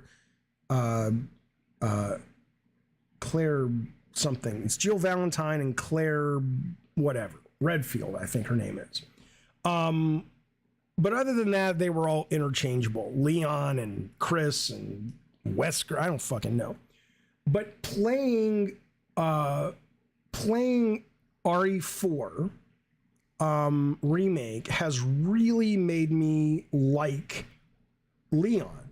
Like, I've played 4 in VR and I've played 4 on the HD remake on PS4, 3, whatever it was, and Steam. And he was always just this vapid whatever. And I don't know if it's the visuals, I don't know if it's the performance of the actor in terms of mocap as well as voice, but he's really cool. Like, I like him for the first time. He stands out as a character for the first time. And I only want to bring this up as it relates to what Miyamoto was saying. I mean, Miyamoto was kind of flowery with his language, saying, oh, we have a roster of characters like an agency, right?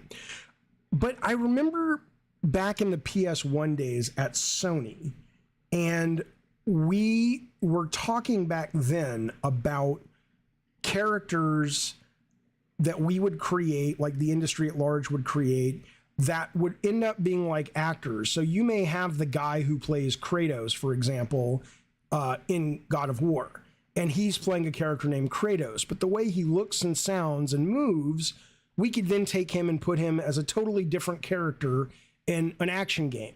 And people would start to sort of follow them around and be fans of them because just like you're a fan of an actor. And, you know, it never really came to pass because it never seemed like it made any fucking sense.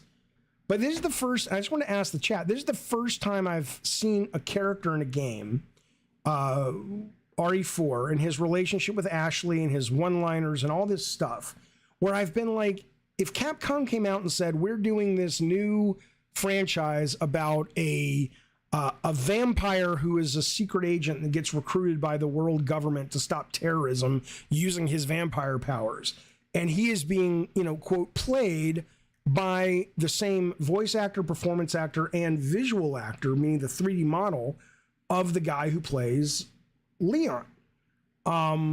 Is that weird and dumb, or is that like, oh, that's kind of cool? I would perk my ears up if I knew that was coming, or is that just me? So that's my question to the chat. VS says I would be all for it. Wallace just laughs in my face. He says LOL. VS says it's kind of cool. Well, what else? Give me more. I want to know if I'm on the right track. I'm not gonna do it. I'm not gonna do it. Okay, Suno says Hollywood wants big names. They might want big names, but I'm talking, you know, Capcom didn't need to cast a big name for Leon to you know, they tried that with Onimusha 2, right? Or 1 and 2. It would be kind of cringe, says Apex. Doesn't Troy Baker do that in every game? Yeah, fuck you. You know what I'm saying. Come on now. That's not the point. I mean, you could just make new characters. I mean, would anybody feel the desire to follow the Leon model, whatever? Let's call him the actor who plays Leon. Let's call him Fred. That's like lifting Norm from Cheers and putting him in Private Ryan. No, it's not. That would be like lifting Ted Danson from Cheers, who plays Sam, and putting him in a new character in Private Ryan. Right. So Benji says, picture David Hayter's Snake version playing the main character in an Escape from Night City game. Right. 100%. Arath says it looks and sounds like them, but not them in the game. Just make a new character. I know, but you don't have to.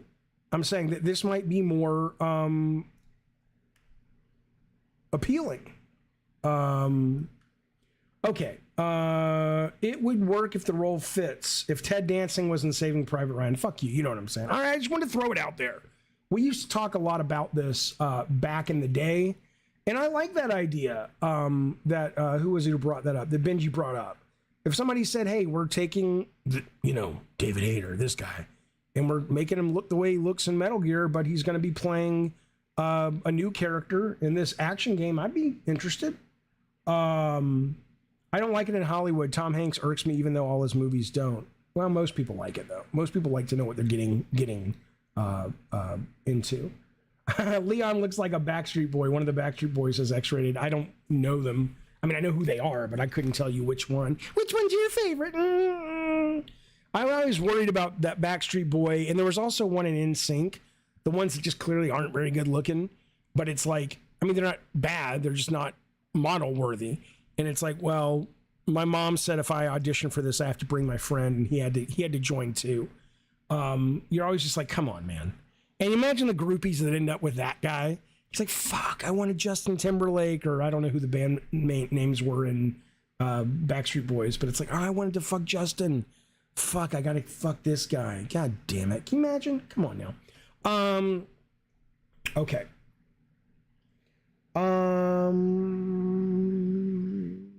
There's always one Uggo, says Buzati, that was put on purpose to make the other ones look better. Is that what it was? I didn't know what the logic was. I never knew why. It seemed weird. Anyway, Resident Evil 4 is the shit. I love it. Yeah, the Joey Fatone. That's right. They already do it in Japan fighting games. What do you mean? Give me an example. Give me an example about, you're saying that in Japanese fighting games, they will take a character who looks a certain way and it is defined as that actor, and they'll pop them into different fighting games? Really? As different characters? That's kind of cool. I did not know that. I did not know that. All right, let's move forward, shall we? So at Xbox, there's a couple of stories here, but they all kind of fold into what the thumbnail is about. Zangief is like that? What do you mean? The guy who played, or the look of Zangief, we've seen that look in a lot of other things. Like a Dragon Ishin was that this year. So they took other characters from the Yakuza series and they made brand new characters, but with the quote, the kind of the model. Is that what you're saying? Oh. Okay, hang on. They took characters from Yakuza games and put them in feudal Japan setting. But were they the same characters, or just they were like actors that had totally different backstories and shit like that? That's cool. I'm into that. I didn't know that. That's great. Okay, let's talk Xbox. So I want to zero in on a very specific part of this. So Jeff Grubb, tends to be right, I guess, more often than he's not. He says management is not happy with the state of Xbox. The reason is where it is this generation. Here's the reasons. That's cool, VS. I didn't know that. That's really cool. Did the public like it? He says models in that game look the same, but were a different story and characters. How was it received? That's cool. So here's what they don't like, according to Grubb. The management, and it's hard to say if he's talking about Microsoft management, the board, if he's talking about Phil Spencer's not happy. I don't think he specified. They're not happy with how they handle Xbox exclusives, marketing and launching Redfall at 30 frames, how they market the consoles as well. And then from there, there's a couple of stories that trickled out from there. One of them was this lady, Kelly Lombardi, who I believe is Microsoft's global games marketing. And I took issue with her tweet, and I'm assuming her tweet was based on a lot of people jumping on this Jeff Grubb story, saying that one of the reasons management's upset is Microsoft's marketing. Now, she writes this. She says, FYI, work in the gaming marketing starts before a game launches, IDing target audiences, concept testing, mock reviews, key art, logos, trailer, and much more. Learn what marketing means before you critique the hard work people are doing.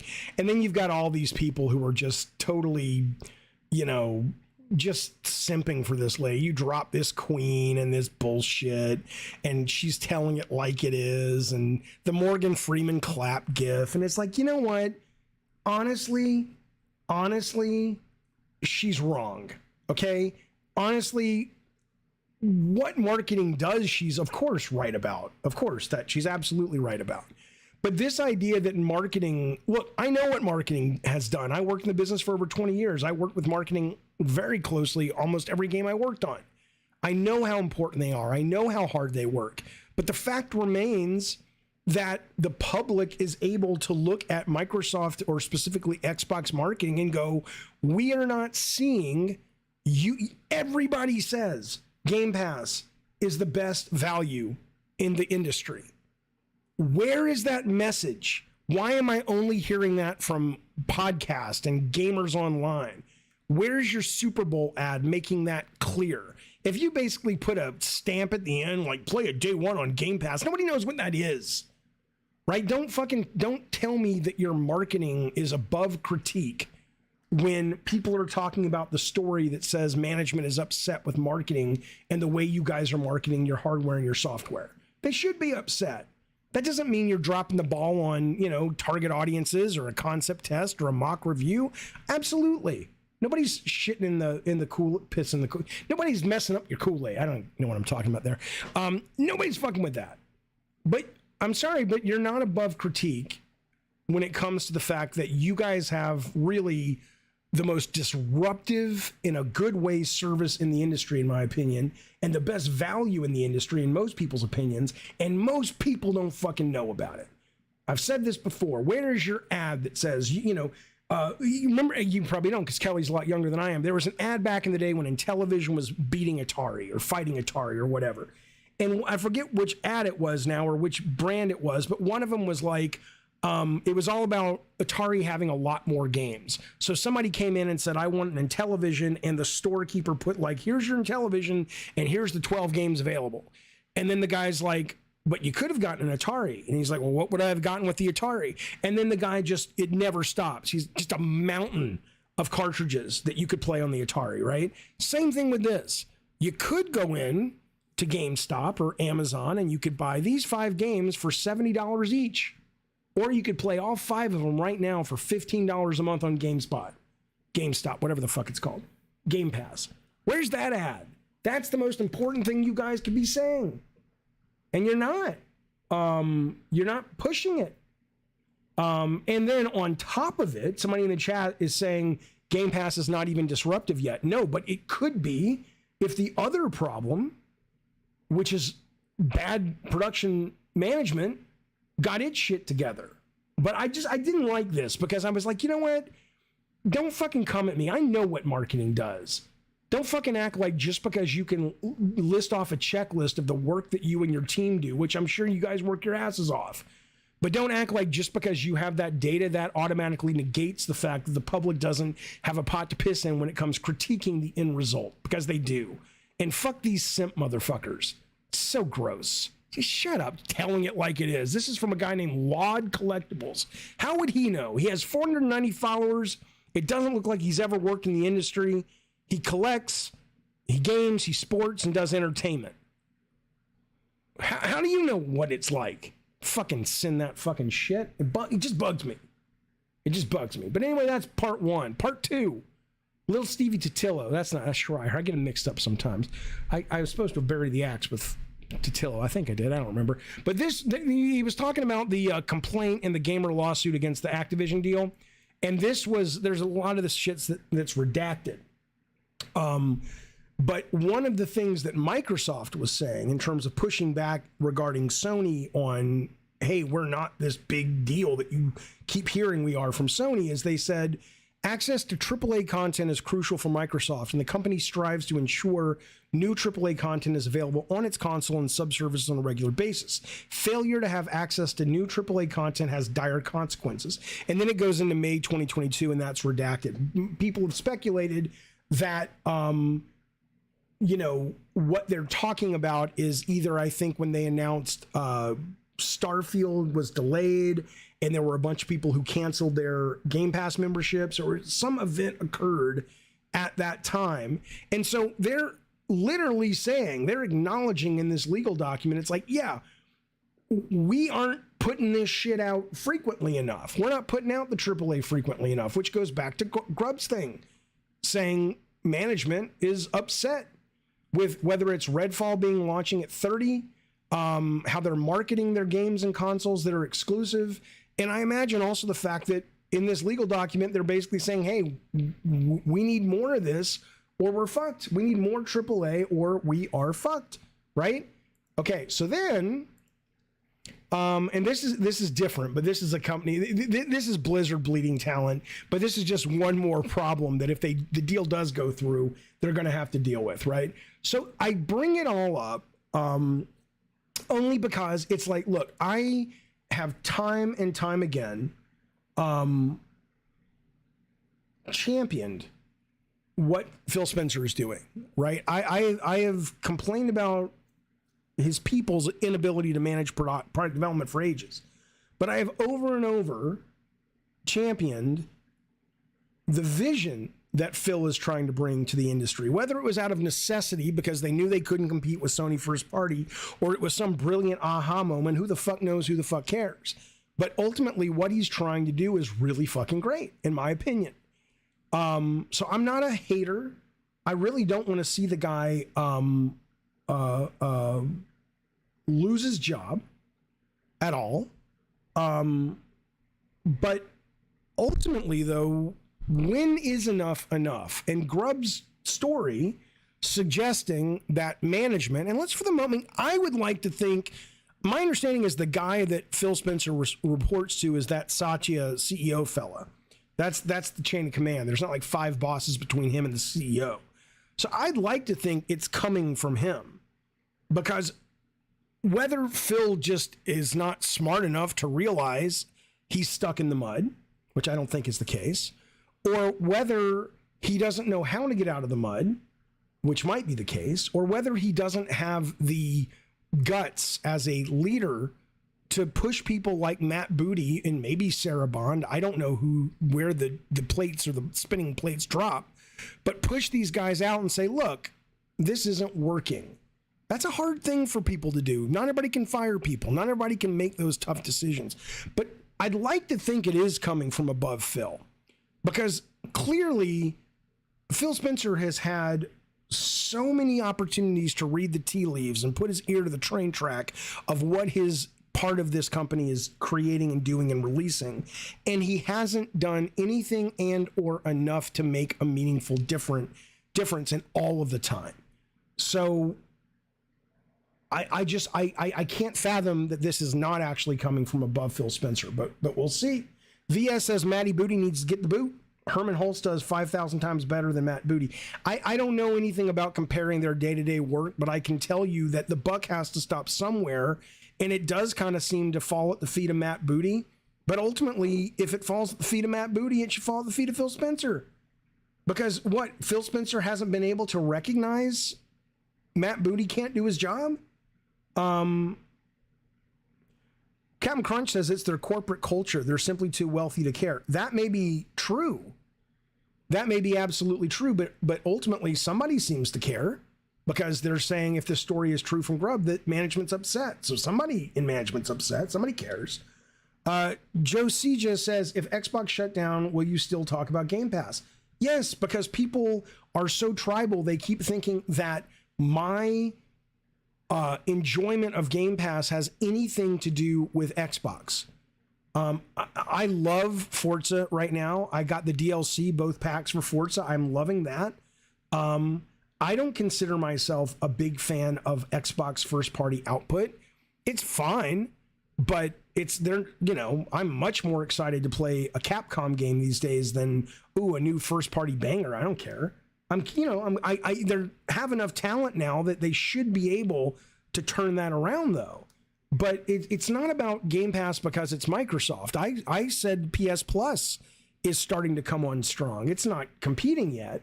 But the fact that the other day I got to play, 2 hours of Disney Speedstorm only on PS Plus for free for 2 hours. I love that. I love the service aspect of it. That's what I'm excited about. the fact that Game Pass is the one that's spending the money. And by the way, there's a new player in town that I'm going to tell you about in a second, which is like, whoa, what the motherfuck? But in fact, I'll jump to that right now. I got to tell you about this right now. This is kind of crazy. So the other day, speaking kind of Halo or whatever, we talked about this fella. Where'd he go? We talked about he was sort of the lead, Joseph Staten. He was one of the lead writers at Bungie and Microsoft and 343, cinematic head, Halo series, mission scripts, movie dialogue. He was like the lore head of the Halo franchise, right? So he left the other day and he went to Netflix.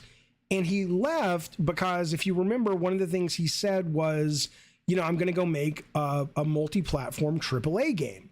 And as much as I like Netflix gaming, and I do, it's really good. It's a really good service. There's no microtransactions. There's no ads. None of that shit. It's really good mobile games. And this is from an article, by the way, in the recent edition, the latest edition of Edge magazine. So, but we were like, well, what is Netflix? What do you mean multi-platform? How's that going to work? Are they going to start making AAA games for PlayStation? That doesn't make any sense, right? Well, if you read the article that just came out today, what I was very excited to see is, love or hate Game Pass, Netflix is in on it. Everybody always said Netflix is the Game Pass is the Netflix of games. Looks like Netflix wants to be the Netflix of games. But you're just wrong, Darth Nugget. Darth Nugget says really good mobile games is a bit oxymoronic. Again, no offense to you, sir. I love you, but spoken like somebody who doesn't know and doesn't have the data. You have got Oxenfree. Oxenfree 2 is an exclusive. You've got Valiant Hearts. You've got this game was nominated Immortality. All of the games have no ads. All of the games have no microtransactions. At that point, what you're really saying is, you just don't like games that don't have a controller. And that's fair. That's fair. But to act like games that have the microtransactions removed or never had to begin with, and games that don't have any advertising because they happen to be on a phone, are bad, that's ridiculous. And I say this to gamers all the time. You should play everywhere. There are games, there's a brilliant game there's a lot of brilliant games, but you can get a game called Grindstone, which is one of the best puzzle games of the last 10 years that's on this thing, Netflix, right? You can get FTL. Is it FTL, the strategy game that was like a Game of the Year winner for a number of places? There's like 70 games that are really, really good. But here's the deal. How many Netflix have I played? I've played about 7. Recently I've been playing Tomb Raider. I've been playing some cafe game. I mean, I can tell you if you're curious. I don't know if I see what I have right now. Are the games included with every Netflix sub? Yes. So if you go to your phone and you go to your Netflix app, Into the Breach. Into the Breach is what it is. That's right, Fupy, not FTL. If you go to your phone and the Netflix app, there's like the third row down is just all their games, right? But I have been playing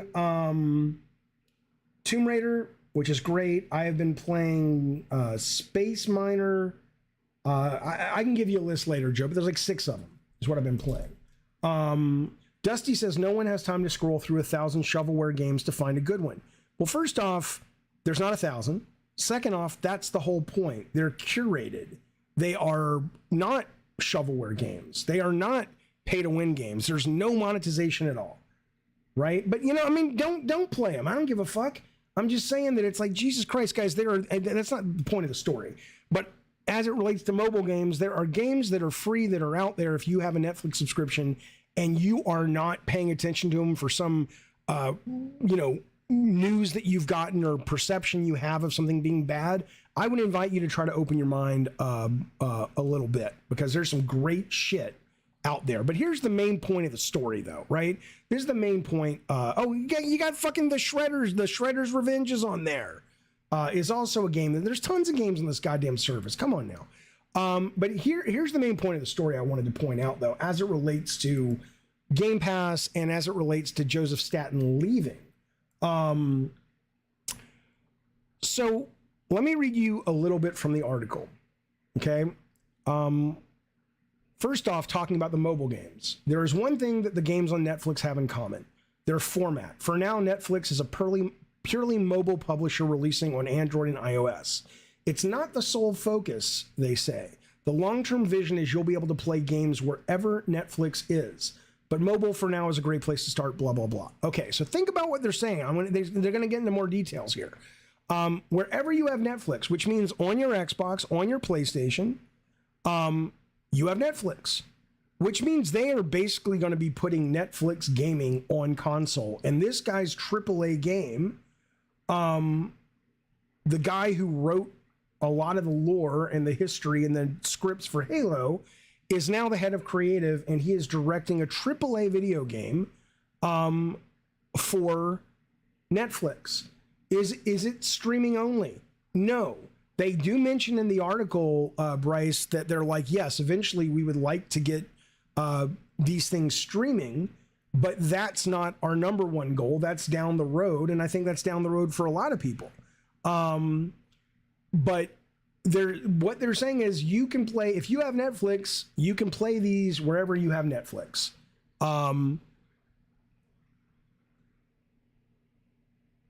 It's not cloud-based. You can download them to the consoles. Right now, it is a non-native application in a container, but they are also working on that. But regardless, it's a free fucking game and it's great. What does it matter? Do you like games or not? Oh no, I have to download it on the App Store, but it knows it's free because I subscribe to Netflix and I have a free game. Who cares? Calfee, thank you for the super chat, buddy, and the stickers that say one. I appreciate that, and the balloons, buddy. Here's what else they say. Thanks, bud. Netflix head says, not everything we launch will be a hit, but it's more than just a way of mitigating failure. Our vision is to really have a game on Netflix for everyone. And I don't mean one game that everyone plays, but more building a selection of games to serve all the members that we have with enough variety and diversity that anyone can find a game they enjoy. So think about a AAA game, and everybody loves Stranger Things. I love Stranger Things. But if this guy's going to Amazon and he's making fucking Stranger Things, AAA fucking game, I think that would be fucking amazing. Fucking amazing. But yeah, it looks like they're going to console. Night School Studios' forthcoming Oxenfree sequel, and now they own that developer, will be on Netflix on mobile, but it's also being sold on PC and consoles. That presumably is the result of deals made before the acquisition, but is it how Netflix intends to proceed with games from its in-house studios, or is it exclusively something that eventually becomes important once it's making its own games? And then she says, the response is, we want our members to be able to play games wherever they have Netflix. That is the ultimate vision. So it's probably tied to your subscription, meaning you're going to get, again, people can complain all you want. This is the future. And it's fucking great. They're spending a lot of money. And now we actually understand, if you're Joseph Staten, why he would leave. He's not going to make mobile games. He's going to go make fucking big games. And he's going to try to actually do what Stadia failed at. Not the streaming part, the subscription part, right? So we'll see. I wish him a lot of luck. I mean, Amazon has Luna. And Amazon is, Luna is great, but they don't have any good games on there. It's just, there's nothing exclusive. This is exactly the way you're supposed to do it. If you want people to come to your service, put games they want. Put games you can only get there. As for whether you can buy, and Oxenfree is not coming to Xbox, right? You know who they're fighting. We already know.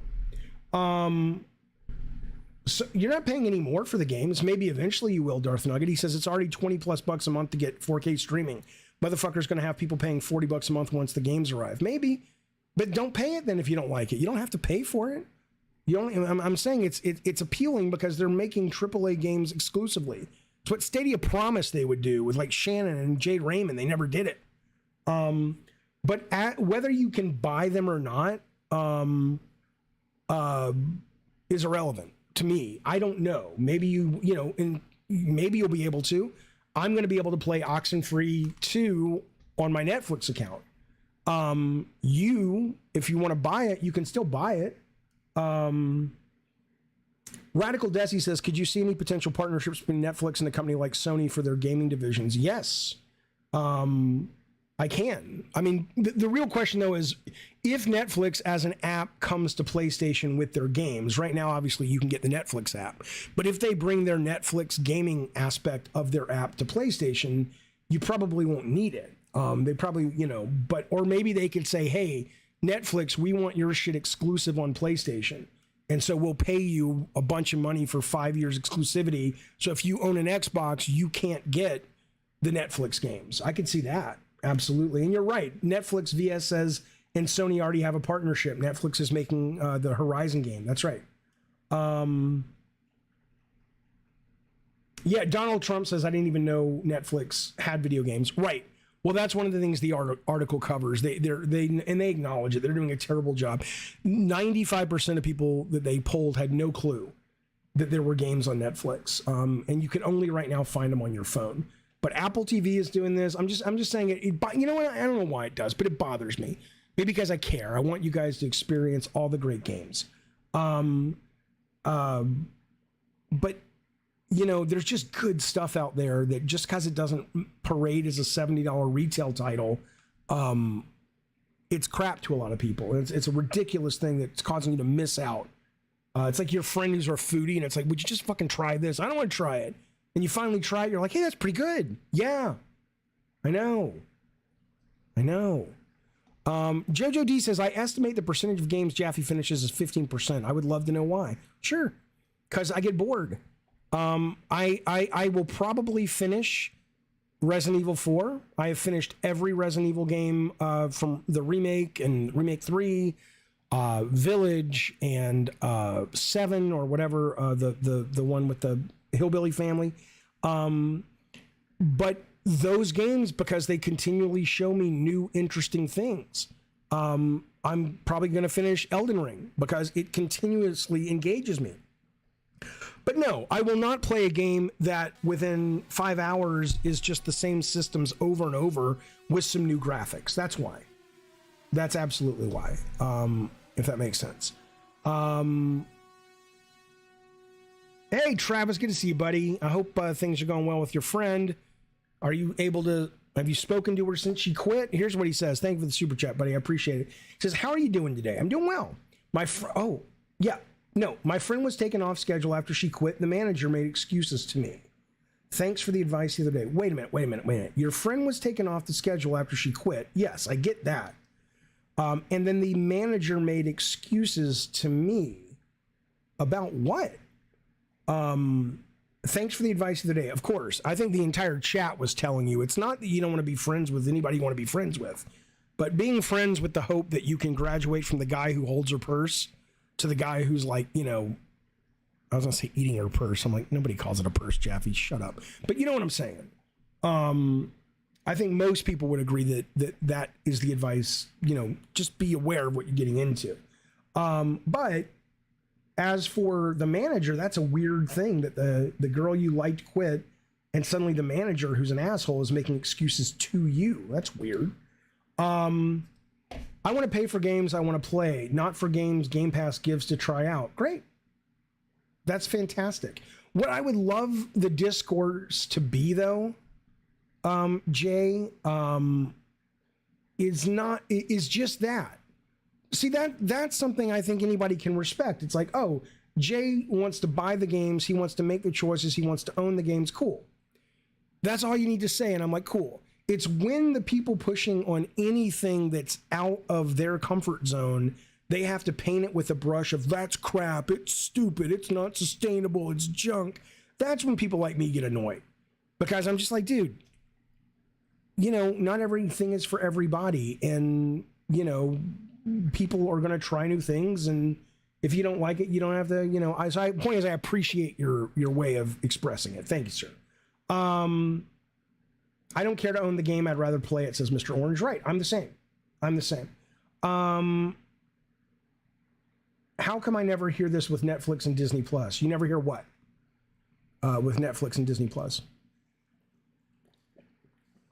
I'm not sure what you mean, player. Okay. And I'm calling you playa because that's your name. I would not use the term playa. Like, I think I'm using, you know. Oh, you never hear people say they want to own it. I don't know. I mean, maybe because it's a good question. Maybe, I don't know. The real answer is I don't know. But when I think about it, people who use Netflix and Disney Plus and say they don't want to own it, it's probably because, I mean, people who want to own it can still own it. Whereas in video games, it's harder until we do get to streaming, because if you buy a DVD of, season 3 of Stranger Things, you'd be able to watch that on any DVD player. You buy a game on Xbox Series X, you can't play that necessarily. We can now with Xbox, but sometimes you can't play it later. People get upset with that. But I think it's also gamers are just, there's a real romanticization and a desire to hold on to those days of youth and the nostalgia of going into it's the same stuff we heard when records were going out of fashion, going into the GameStop and midnight launches, and I like to have my shelf and all that shit. And I agree, that's great. It's wonderful. But I think they're a vocal minority. I don't think most people care. And we know that because look at the digital has overtaken physical for the last couple of years now. Mr. K, thank you, buddy, for the super chat. I don't know what that is. I've seen 2 people send me that, but I can't make out what it is. It's a block and a dude.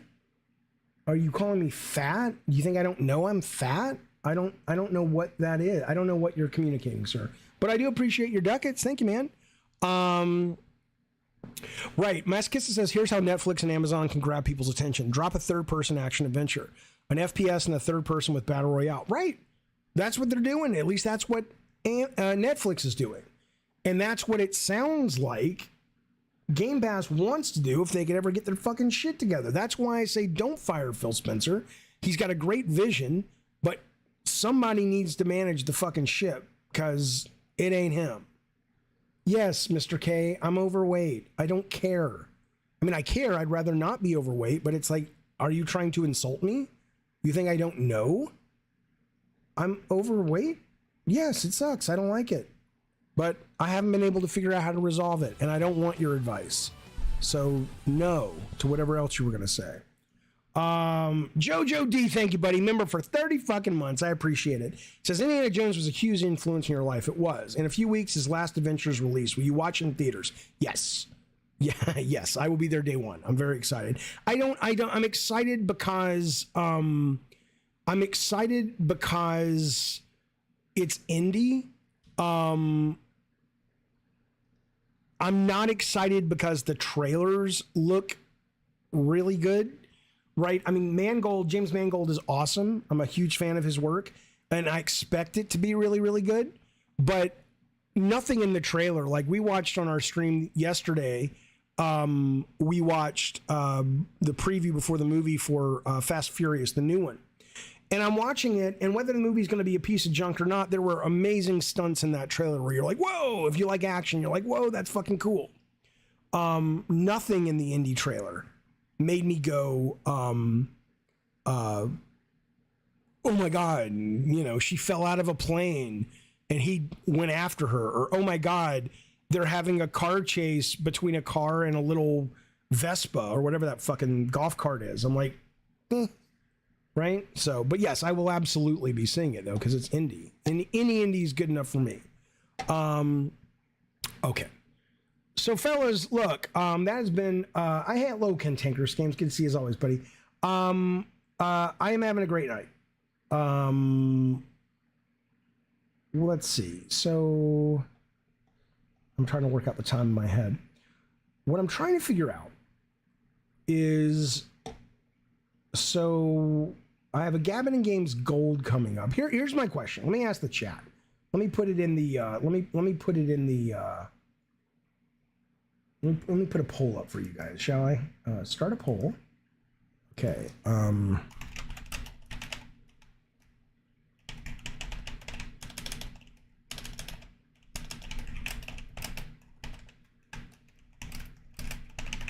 So I'm trying to figure out, should I be doing Gabbin' and Games Gold is an episode of Gabbin' and Games during the week that is only for members, right? We did one last week. We'll be doing it later.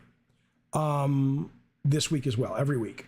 And then the after show is where we cover, we turn on the mics in the Discord, everybody can talk.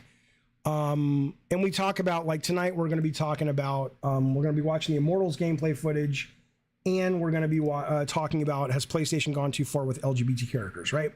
My question becomes, do you like having both of those, or do you think only one is enough? Like you'd prefer gold only and the after show's too much to consume? Or do you say, no, I will watch both. I'm good with both. Because I don't want to, I could easily wrap this content into this week's Gabbin' and Game Gold. So I'll look at the chat in a second. Let me know. Thank you for that super chat, buddy. Nuts on Chin says, are you going to live stream Jedi Survivor? I don't know. Probably, but I don't know because I'm playing so many things right now that the only reason I would be playing it day one is to live stream it. And so my answer is thank you for the super chat, but I don't know. I got to think about it. Hey, there's Travis. Good seeing you, buddy, again. Well, I mean, I've seen you earlier today, but thank you for the super chat again. I've been there 3 years and she was only there 5 months and the manager was being nice to me. Okay, but is the manager being nice to you more because they're like, shit, I just lost an employee, I can't afford to lose Travis, so it's kind of manipulative, or what is that about?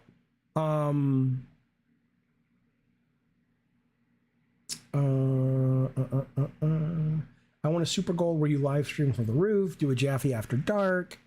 Okay. All right. So let's try this then. Let us, okay, let me think. So here's what I will tell you. The next time I stream, I just don't know when I'm going to do it because I'm really tired now, but it's because I started the stream late. And I want to make sure that if we do the after party, they're good. So here's what I'll say. I will do the after party. And I will do the after party tonight or tomorrow morning before the next proper Gabbin' and Games.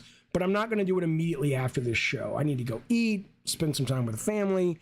And then when all that's done, tonight or tomorrow morning, we will do it. But I can't do it right now because I want to make sure it's good. And I need some energy so we can discuss these topics, okay? I want to tell you one thing. I'm trying, Alex. I'm trying to figure out what goes in it. I do want to remind you, if you're interested in this sort of nonsense, which I'm very excited about, Tuesday the 25th, 11 a.m. Don't forget, Brandon Salisbury directing the documentary from Capcom, or sanctioned by Capcom, about George Romero's Resident Evil. The script's online. You can read it. What I've seen of the documentary looks really fucking good. They fired Romero off this movie, and his whole documentary is about that. Okay, so that's for everybody to watch. That'll be Tuesday, April 25th. In the meantime, I will be back tomorrow, certainly with the after show, if not tonight, and another proper Gabbin' and Games tomorrow. But for now, new members welcome. Super chats, thank you guys so fucking very much. I appreciate it. Really appreciate all the support, you guys. Thanks for hanging out with me on a Sunday.